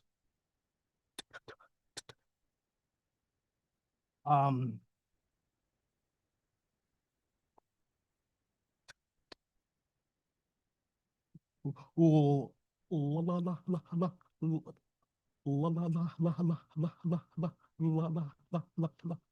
and edge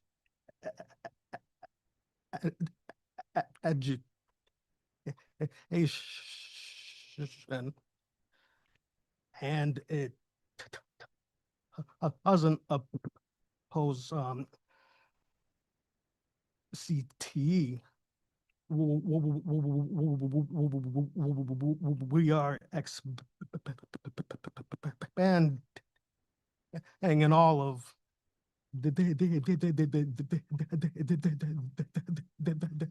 these areas. What the resolution opposes is expansion without coordination, growth without local accountability, and choices that have our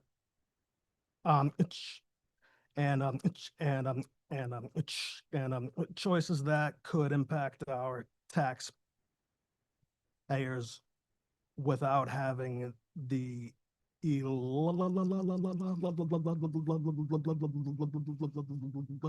act it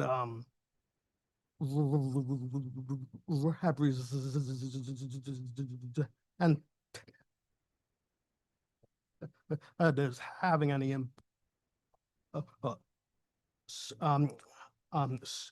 so for all of these reasons I'm in favor of it. Thank you, Counselor. Doesn't matter. We couldn't go first. Counselor Gregor. Thank you, Council President. Impressive resolution. I looked at some of the language. You drafted It, it. it had to, it wound up being very wordy, but I didn't want to cut any corners. Yeah, So- yeah, no, it's clear. So,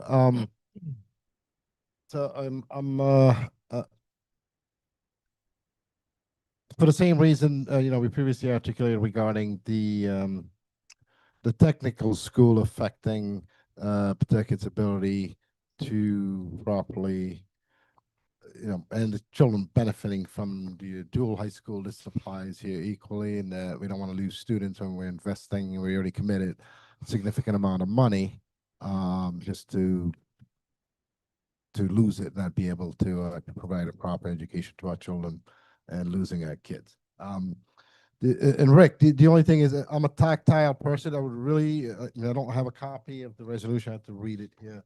It'd be nice if the council, it's only 9 copies. How much money are we saving? So it'd be nice to have the resolutions we're voting on, hard copy. That's why we gave you the. Yeah, no, I understand that, but there's a lot of stuff that's just for the resolution purposes. It's 9 copies. I don't think we're saving that much money. Molly, that's something I want to add on. Thanks. Saving money or tree, yes. Let's say trees. Counselor Rougeau. Right. Thank you. Well, first of all, President, thank you for taking the time to draft the resolution. And I, like Councilor Marino, had served on the school committee. I, like Councilor Marino, I'm not against school choice. I just don't like the way it's funded. I had 65 years of academic years for my children. We chose collectively to do 61 years of them in a public school system. One went to St. Mary's for 1 year and one went to a charter school for 3 years. So I'm all about school choice, and I'm a big proponent of the Pawtucket public school system. That's why we chose 61 out of 65 years to send them. And they're all doing quite well. So with that being said, this is, from what I can see, definitely a network school, and we should have been consulted and did our due process like the law states. And based on what we saw from the Superintendent Buck, school department wasn't contacted. This is a major financial impact on the city, not just charter schools, but any out of district placement, whether it's CTE or what have you. And all these are, their choices to make. And, I reached out to the superintendent, I wanted to look at some numbers, because if I do recall back when I was on a committee, I think $2,800 out of our appropriation would follow a child who went out of district. And we did get some type of break, I believe. I'm not sure, Councilman Marino, if you remember this. I think because we were over 5% of what our student enrollment should be, we got like a $500 break and $2,300 went out. So last year, I think these numbers are pretty good, even if they're approximate. I can highlight some stuff here. Out of district students from 2024 to 2025 was 2,733. The per pupil expenditure from the state was $20,938. That equates to $57,223,554 leaving the district following the child. What Councilor Moreno pointed out about the local municipal part of it, same year, $8.4 million of the local appropriation left the district. So now we look at how we want to build a dual language program, how the superintendent mentioned that's in this resolution, and in his letter, he pointed towards it as well. That money, portion of that money, could help fund and get certified dual language educators into our district. Not only, there are other needs too. I'm on the CAB. We'll speak about the redesign over at Slater. We'll talk about the emotional social needs. Yeah, they need a lot of, from what I understand, they're short on a lot of school psychologists, social workers, really big need. But yet this money is leaving the district and now we want to increase that. What do they say about 620, roughly 27? I forgot the number that this proposed charter school would take from 3 districts. Who knows how many would go? But the other point of it is, in my opinion, is the equity part. If we're fighting to get qualified individuals, certified teachers to educators to teach these courses, not every child, I do believe, that applies to go to a charter school can get in it. Yet if we can offer that, no child will be excluded. And that's equity. And if you have a child, you got a parent, you want to send that child to a charter school and they don't get chosen, and we don't have the resources to do the dual language, that child misses out. You know, we put a lot of investments, as the council president said, into school buildings. It was so needed. It's still needed. There's still more need out there. So we're doing our part as much as we can financially. That's, we want to, of course, always try to give money to the school department for the general fund, but these are big obligations we have until, we get the COE, certificate of occupancies for these schools to get the reimbursement. But this money is leaving the district. And if you keep more and more of it leaving, I mean, we have capacity issues at school where we don't have enough capacity. And we got that fixed course, as Councilor Marino said. And they didn't follow the due process. And, like I said, and I think in the school proposed budget, because, I had to get all over this, they had a draft for 25-26 of sending out of district $8.635 million. Local appropriation on top of, I believe it's on top of what the state,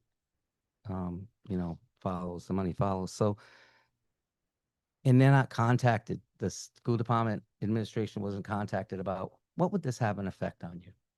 All right. Now, this isn't just only charter. It's all, and again, school choice, I'm okay with it, but I don't like the funding of it. I don't think it's fair. I don't think it's equitable. And that's just my 2 cents. And to me, that's why I'm going to really support this resolution. So thank you. Go ahead. Thank you, by the way.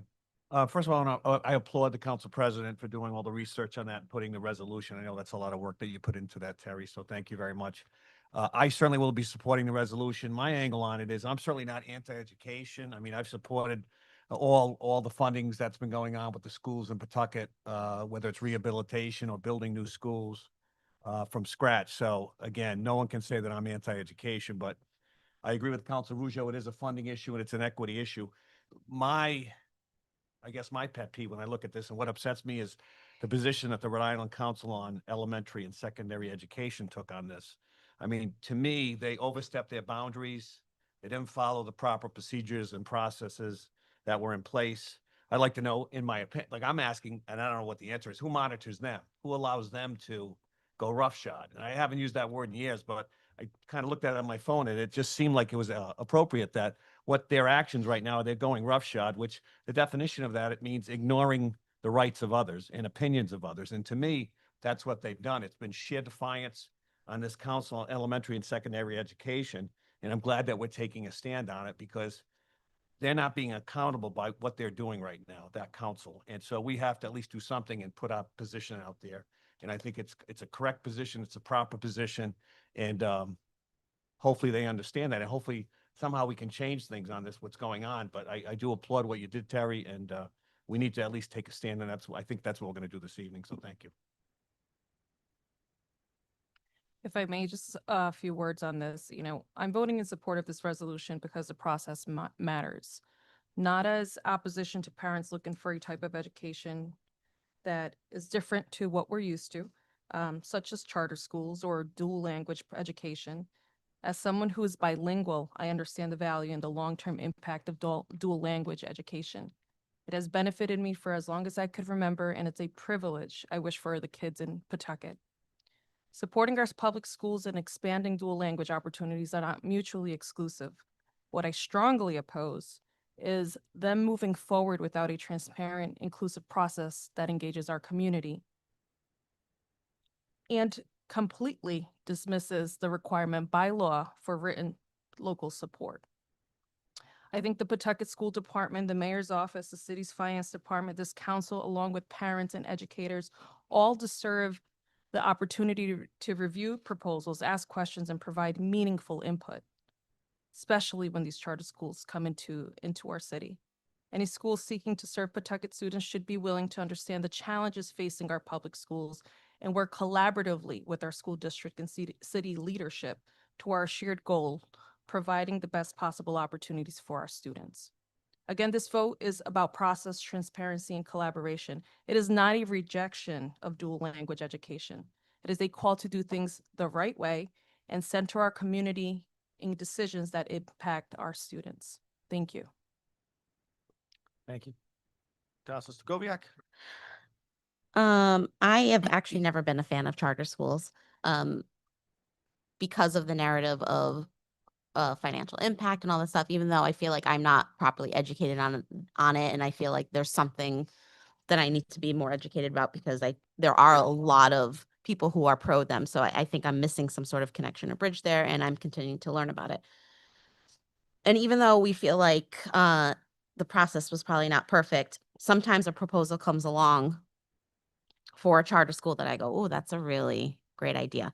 And this dual language school, I'm going to give you a personal antidote of why I don't know what the process will be after it leaves us today, but I am in full support of a dual language charter school and actually the importance of it in Pawtucket. One thing that Councilor Moreno said, and that the interim superintendent put in here, said that we have plans to expand additional grade levels at staffing capacity. I have a problem with the word expand because in actuality, what they have done is actually lessened it in the last year or two. So Nathaniel Green, where my kids go, had dual language, a whole track until you're done with the school. My son was in dual language since kindergarten.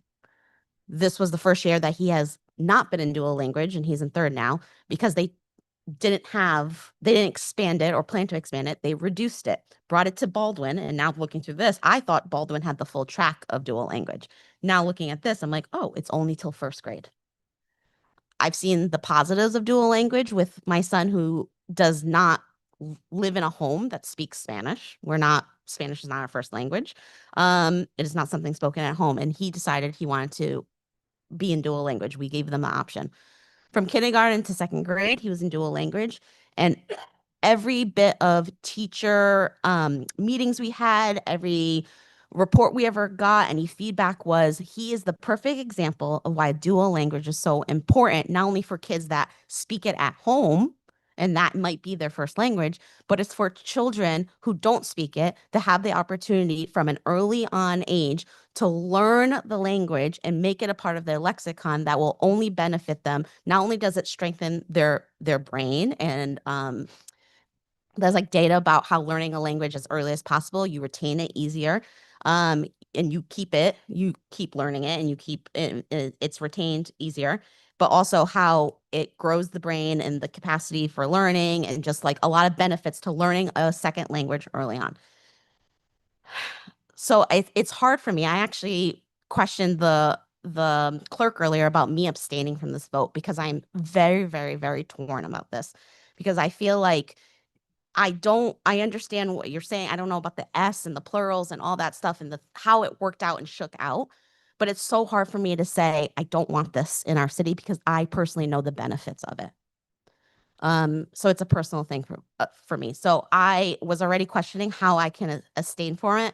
I had thought about, well, I don't really have the data of how this is fiscally gonna this one school is going to fiscally impact us, this one school, and how it's going to be. Councilor Rizzo gave some data, but specific about this one school. So I was like, well, that's the reason for me to abstain because I don't have the clear data. Another way I wanted to abstain is that this is a personal thing for me, and I don't want a perceived conflict with the community and I want them to trust that my decisions are sound. So I'm very, very, very torn, and I want to be honest and transparent about that, because I know the benefit of what this school or what this kind of school and education has already done in our community and was taken away. So even the superintendent being like, we have plans to expand, like, how do you plan to expand it when you've already decimated it? So I find that hard to believe, and I worry it will never be expanded. So I don't know, Council President, what you want me to do, but I'm very, very, very torn because I know that you probably would like a majority or a full council vote on this, and I find it very, very hard for me to vote yes on this resolution based on my emotions.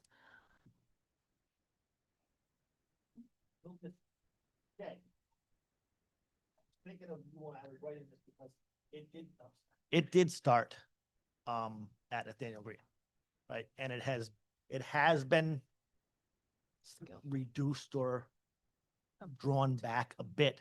But if you read the bullet points from the superintendent, that's a direct result of losing qualified teachers.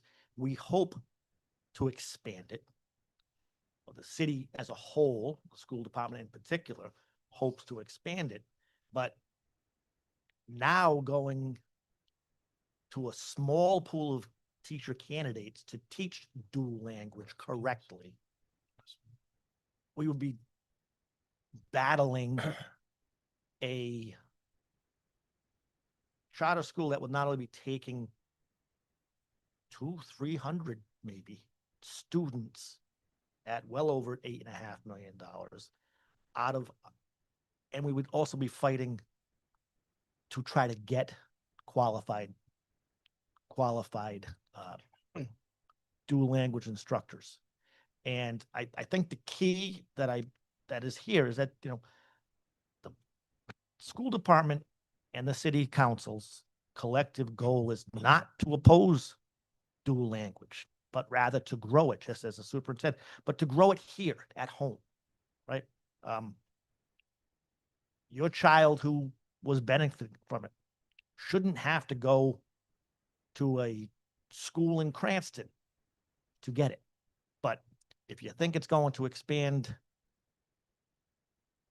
with the approval of a dual language school, taking that many students and resources from Pawtucket, it will not expand, you know, and I think you would like to have him here in Pawtucket instead of going to Providence or Cranston and leaving behind students who are less well-funded. I said it earlier, school choice is a good thing, but Mike's hit on it 5 or 6 times. It's an inequitable funding process and mechanism. I just, you know, RIDE is our partner in building these schools. You know, they're encouraging us to build schools, right? We build the schools, we try to bring up the whole educational value for all of our students. And they want to say yes to siphoning those students and our ability to teach those students right out of here without even a minute's dialogue. That's the point. As I said, vote your conscience. I hope you always do. Yeah. I'm voting my conscience, but I'm voting my head. This is a black and white situation where, network or not, the clear intent of the General Assembly has been disregarded. They didn't reach out to us for clear support or even a question. So regular or network, the intent of the General Assembly, it is indisputable. The intent is reach out to the impacted communities and see and give considerable weight. I think I even have it in here because it was in the commissioner's substantial weight on the fiscal impact on the city or town, programmatic impact on the sending school district, and the educational impact on the students in the district to ensure that the proposal is economically prudent for the city or town and academically prudent for the proposed sending school district and for all the students in that sending district. Could that be any clearer? That RIDE is supposed to give considerable weight to all of those things. And the memo suggesting approval said, yeah, we reached out to our educational consultant, Schoolworks, and they said, yeah, approve it. No detrimental impacts to fiscally or educationally to Pawtucket or Cranston or Providence for that matter. And we know Cranston wasn't given the opportunity. So I just don't understand what is going on that council and within RIDE. And Yeah. but you brought up, I don't know all the ins and outs of charter school, but I do know what we intend to do here. Mhm. We have invested $500 million to try to bring up a struggling school district for generations. This stymies it. It's as simple as that. I'm sorry, Counselor. Well, oh, can I just respond quickly, yes. please? I just lost my breath. But I guess really what worries me is that because we are struggling, because the school department is having issues on many, many different levels, that the intent to build up this program is simply words. It's intent. And my fear is that we will never, ever see this program be built up again because it's now come down. And the school department, I guess really this comes down to the fact that my trust in this, in what's happening with the schools right now is very low. Which I think we all have voiced many times. I think that is really where my worry is that the intent to say, we're going to build this up, just whatever. My fear is, like we already planned for CTE. That's a whole different story. Like CTE, we've already talked about it. The school's being built, all that stuff. We know it's coming. This type of education, the word saying we plan on making it again, even though we had it, we're planning on doing it again. I just have very little faith in that. And that's just based on what's happening. That little faith is well earned. Yeah, exactly. I know you guys are all understand that just makes me like, I don't know about that, but okay, But it certainly can't get better. That intent can't be realized by funneling away students and dollars, right? It may fix it for 100, 200 students. It may, but like I said, with the winners and losers, the losers are those who are not fortunate enough to win a lottery, right? That's not the way to fix things. A lottery, it's like financial planning. I'm not gonna save because I'm gonna hit Powerball, right? Hey, that is my plan. It doesn't work. Councilor Gregor, I'm sorry. So, Marlene, I just want to say, glad to hear you speak out, because I mean, that's what you should do, and council president is correct. Vote your conscience. I would not abstain, okay? You should always vote, but speak your mind and do what you gotta do, okay? Don't abstain, because that's worse, okay? If you don't agree, nobody's gonna hold it against you, okay? It's your opinion. It's based on, what you just articulated. But she does bring up a good point, in that the cynicism and, for whatever reason, she doesn't think the intent is there or it's going to get realized. And the only reason why I bring that up is because maybe we should be concerned about the fact, well, that's why part of the reason why we're losing students is some of these programs are not being offered, or I mean, not just this type of program or whatever, certain resources are not offered, and that's part of the reason so we're losing students. However, I'm all for process. I mean, if laws are violated, things weren't done properly, they should be done properly. As a dual language person myself, I speak multiple, grew up speaking Cape Verdean, French, and Wolof. The languages, to me, this is not about, the language, it's about practical reason, following the process. If it's going to be followed, it's about the monetary consequences that the city is going to face and the taxpayers. So that's what it is. That's why I will support this. Counselor Ruja? Yes, real quick. Well, first of all, Councilor Stokoviac, we would never try to sway your vote. Okay, wouldn't do that. Yeah, but I wouldn't do that. Public, Sure. public, I don't want them to ever feel like I have a conflict or. No, I appreciate your words, and you asked what the impact would be.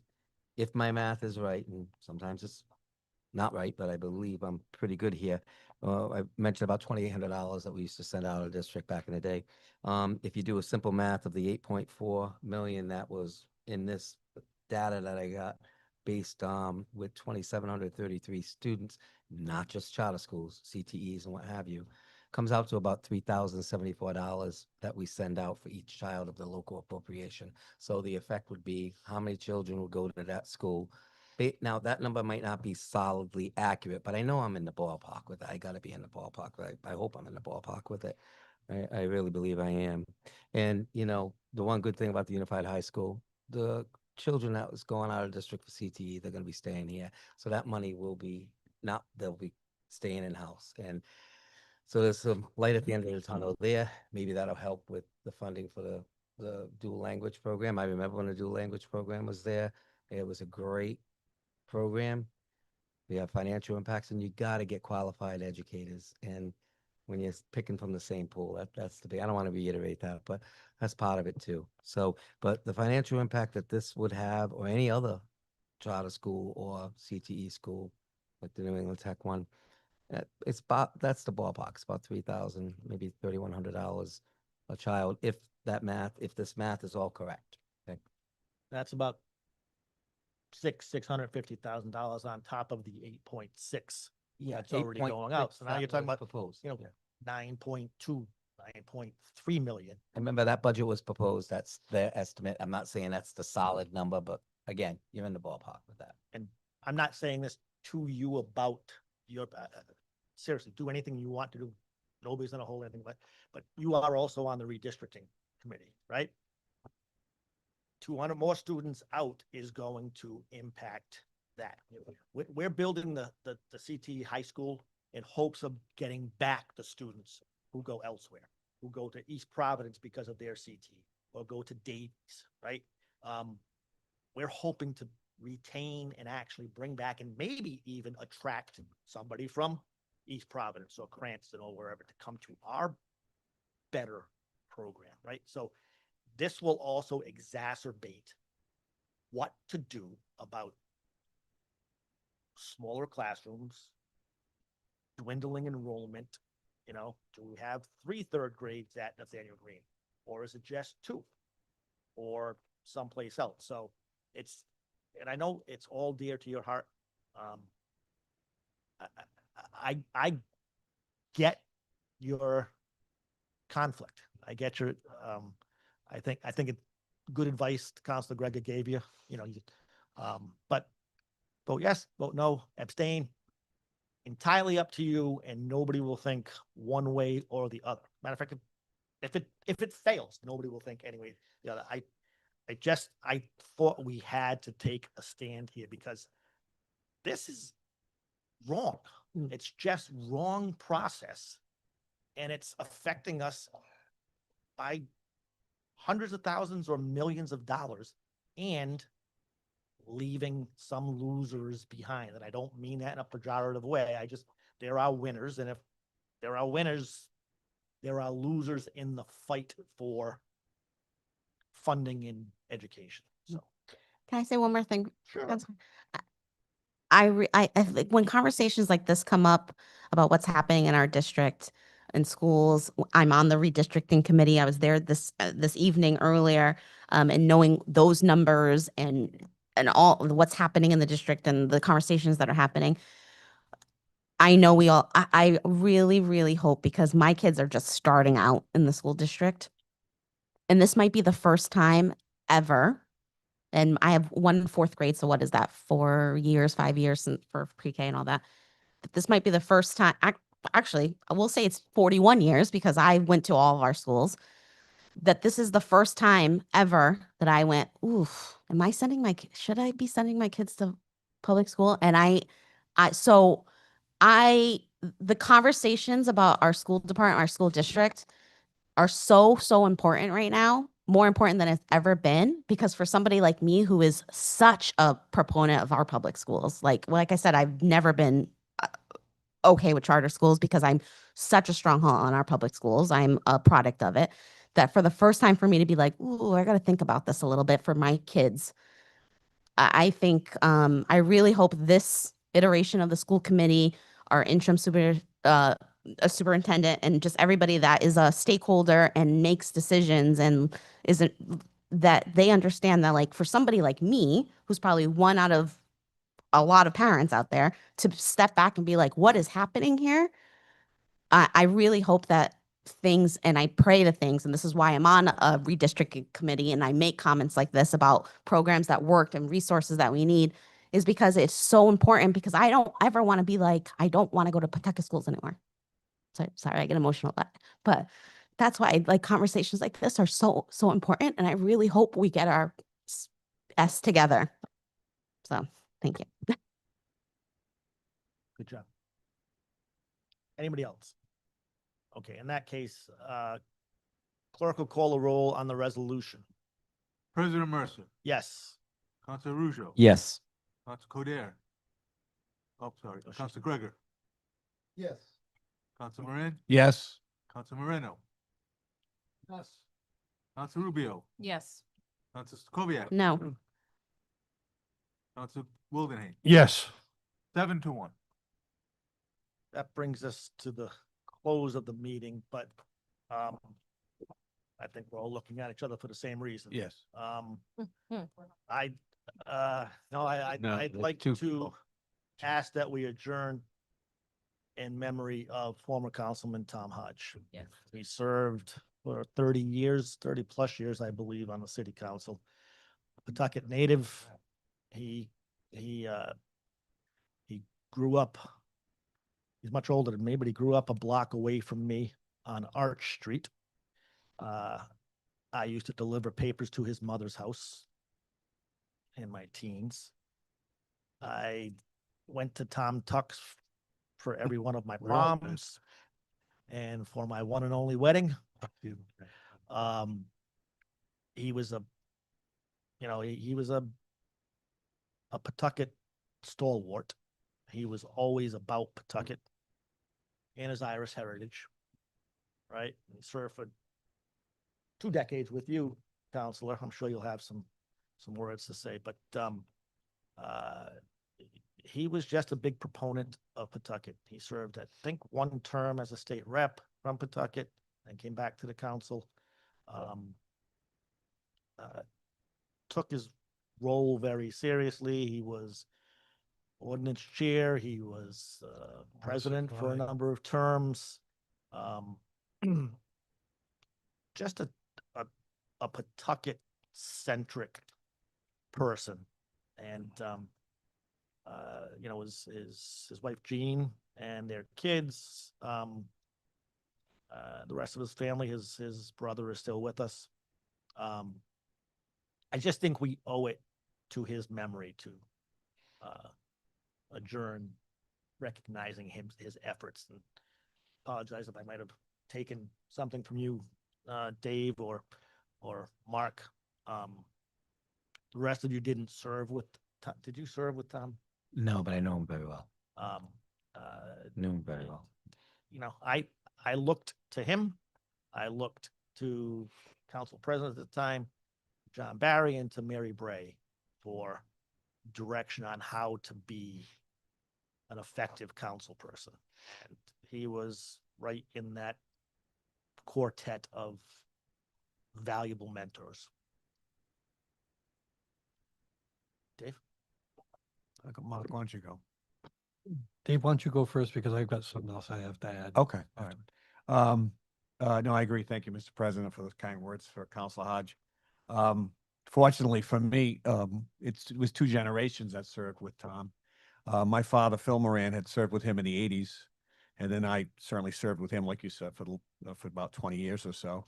He was my vice president, as you know, for either 6 or 8 years when I was president. The thing about Tom, I mean, he ran for mayor. I don't know if everybody knows that. He ran for mayor as well. My mother, Claire, worked on his campaign. He was very close to our family. He was so dedicated as a public servant. And he's probably one of those rare individuals that served initially on the council in the 80s, became, I believe, a state rep, and then came back to being a council person again. So he just was always there for the city. You could always count on him. The other thing was when I went in line at the wake, I said to Gene and some of the other members that was there for him, the family members, I said, I always considered him like the Encyclopedia Britannica, if you remember that term from years ago.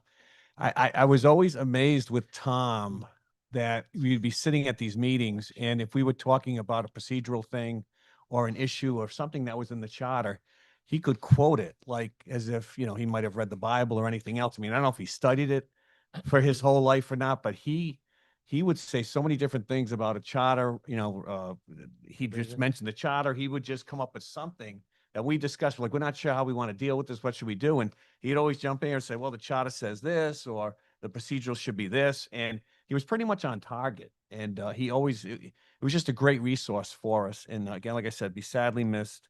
I consider him basically almost like an icon in Pawtucket politics, because again, he was always there for the people. I saw him maybe about a year ago. I didn't even know he actually was at the, he goes to the same dentist I do on Central Avenue. I didn't even know that. And I happened to come out, and there he was, and we talked for a while. I hadn't seen him. I hadn't seen him since, of course.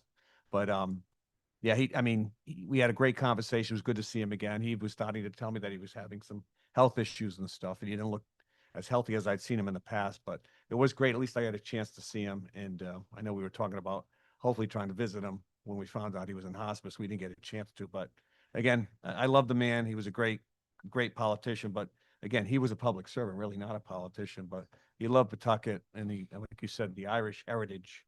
It was appropriate to see him being in the casket with, you know, the Irish sash and everything. So anyways, he'll be sorely missed. Love him. And again, condolences to the family. Councilor Rujo. Yeah. My first recollection of Councilman Hodge was knocking on my door and helping my mother get a handicap plate. Now, he was doing his job at District 4. We were living on Buffalo Street, and he was a tireless advocate of the people he served. Went to school with his daughter Sharon for a little bit, and Michael as well. I did see him cry when I used to walk through his store, and I had to hem my stuff because there's a lot of work involved to hemming, and him and Mrs. Hodge were like, oh, I got to do Mike's stuff. He was such a genuine guy. I never had the privilege to serve with him on this council, but I did have the privilege of serving with him on the Pawtucket Water Supply Board. Always conscientious of people and their needs. Him and his wife were such constant folks in the community. He did my tux as well. So, and he really represented his people well. It would have been an honor to serve with him on this council. I didn't, but when I was on the committee, we'd had conversations in our different roles, and he was a good man. He's going to be missed, and my thoughts and prayers to Mrs. Hodge and Sharon and Mike and their extended family. Councilor Wildenhain. Councilor Hodge served with my dad, and then and it's hard. It's hard because it's unique with like the Morans and you know, and the Wildenhains, the Hodges, the Barrys and stuff. You always hear the names. But Councilor Hodge loved being a councilman. He loved serving his community, and he had the uniqueness of his whole family loving it. You can't talk about Councilor Hodge without talking about Mrs. Hodge. Always, every year, she would give the council Irish bread, Irish soda bread. I think she'd make it there for the council members all the time. But she was, and then she worked in the mayor's office, and she worked up at the State House too. So it was always about serving the community, serving the state. I watched Councilor Hodge at his last council meeting tear up because it was something that he was sincerely going to miss. It was him. He enjoyed it as much as he enjoyed serving the community at Tom Tuck's and getting all the kids dressed for their prom and stuff. He enjoyed representing the community and making a difference. And I think that's truly what he did. He was a councilman back in the day that that's what you strove to do. It wasn't about money. It wasn't about position. It was about trying to serve your community. Do, like you said, get a plate for your mother. That's what it was all about.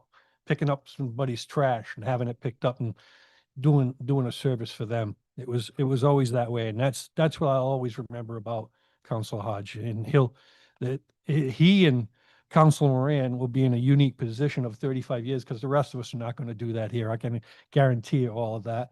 But it's a joy to be with people that when, like President Mercer said, Mary Bray, Councilor Barry, these guys were about running a city and doing it cohesively to turn around and make a difference. And that's what was important to them.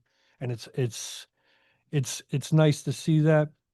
The only other sad news that I also want to adjourn tonight, and we had a battalion chief, Jamie Pike, pass away unfortunately. And I wanted to make sure that he was mentioned at the same time because when people give service to the city, it's important for them to get the recognition they deserve. And that was unexpected. That was Well very said, good. Counselor, by the way. As always. As always. That usually. All right. We could just adjourn in memory of former Councilor Hodge.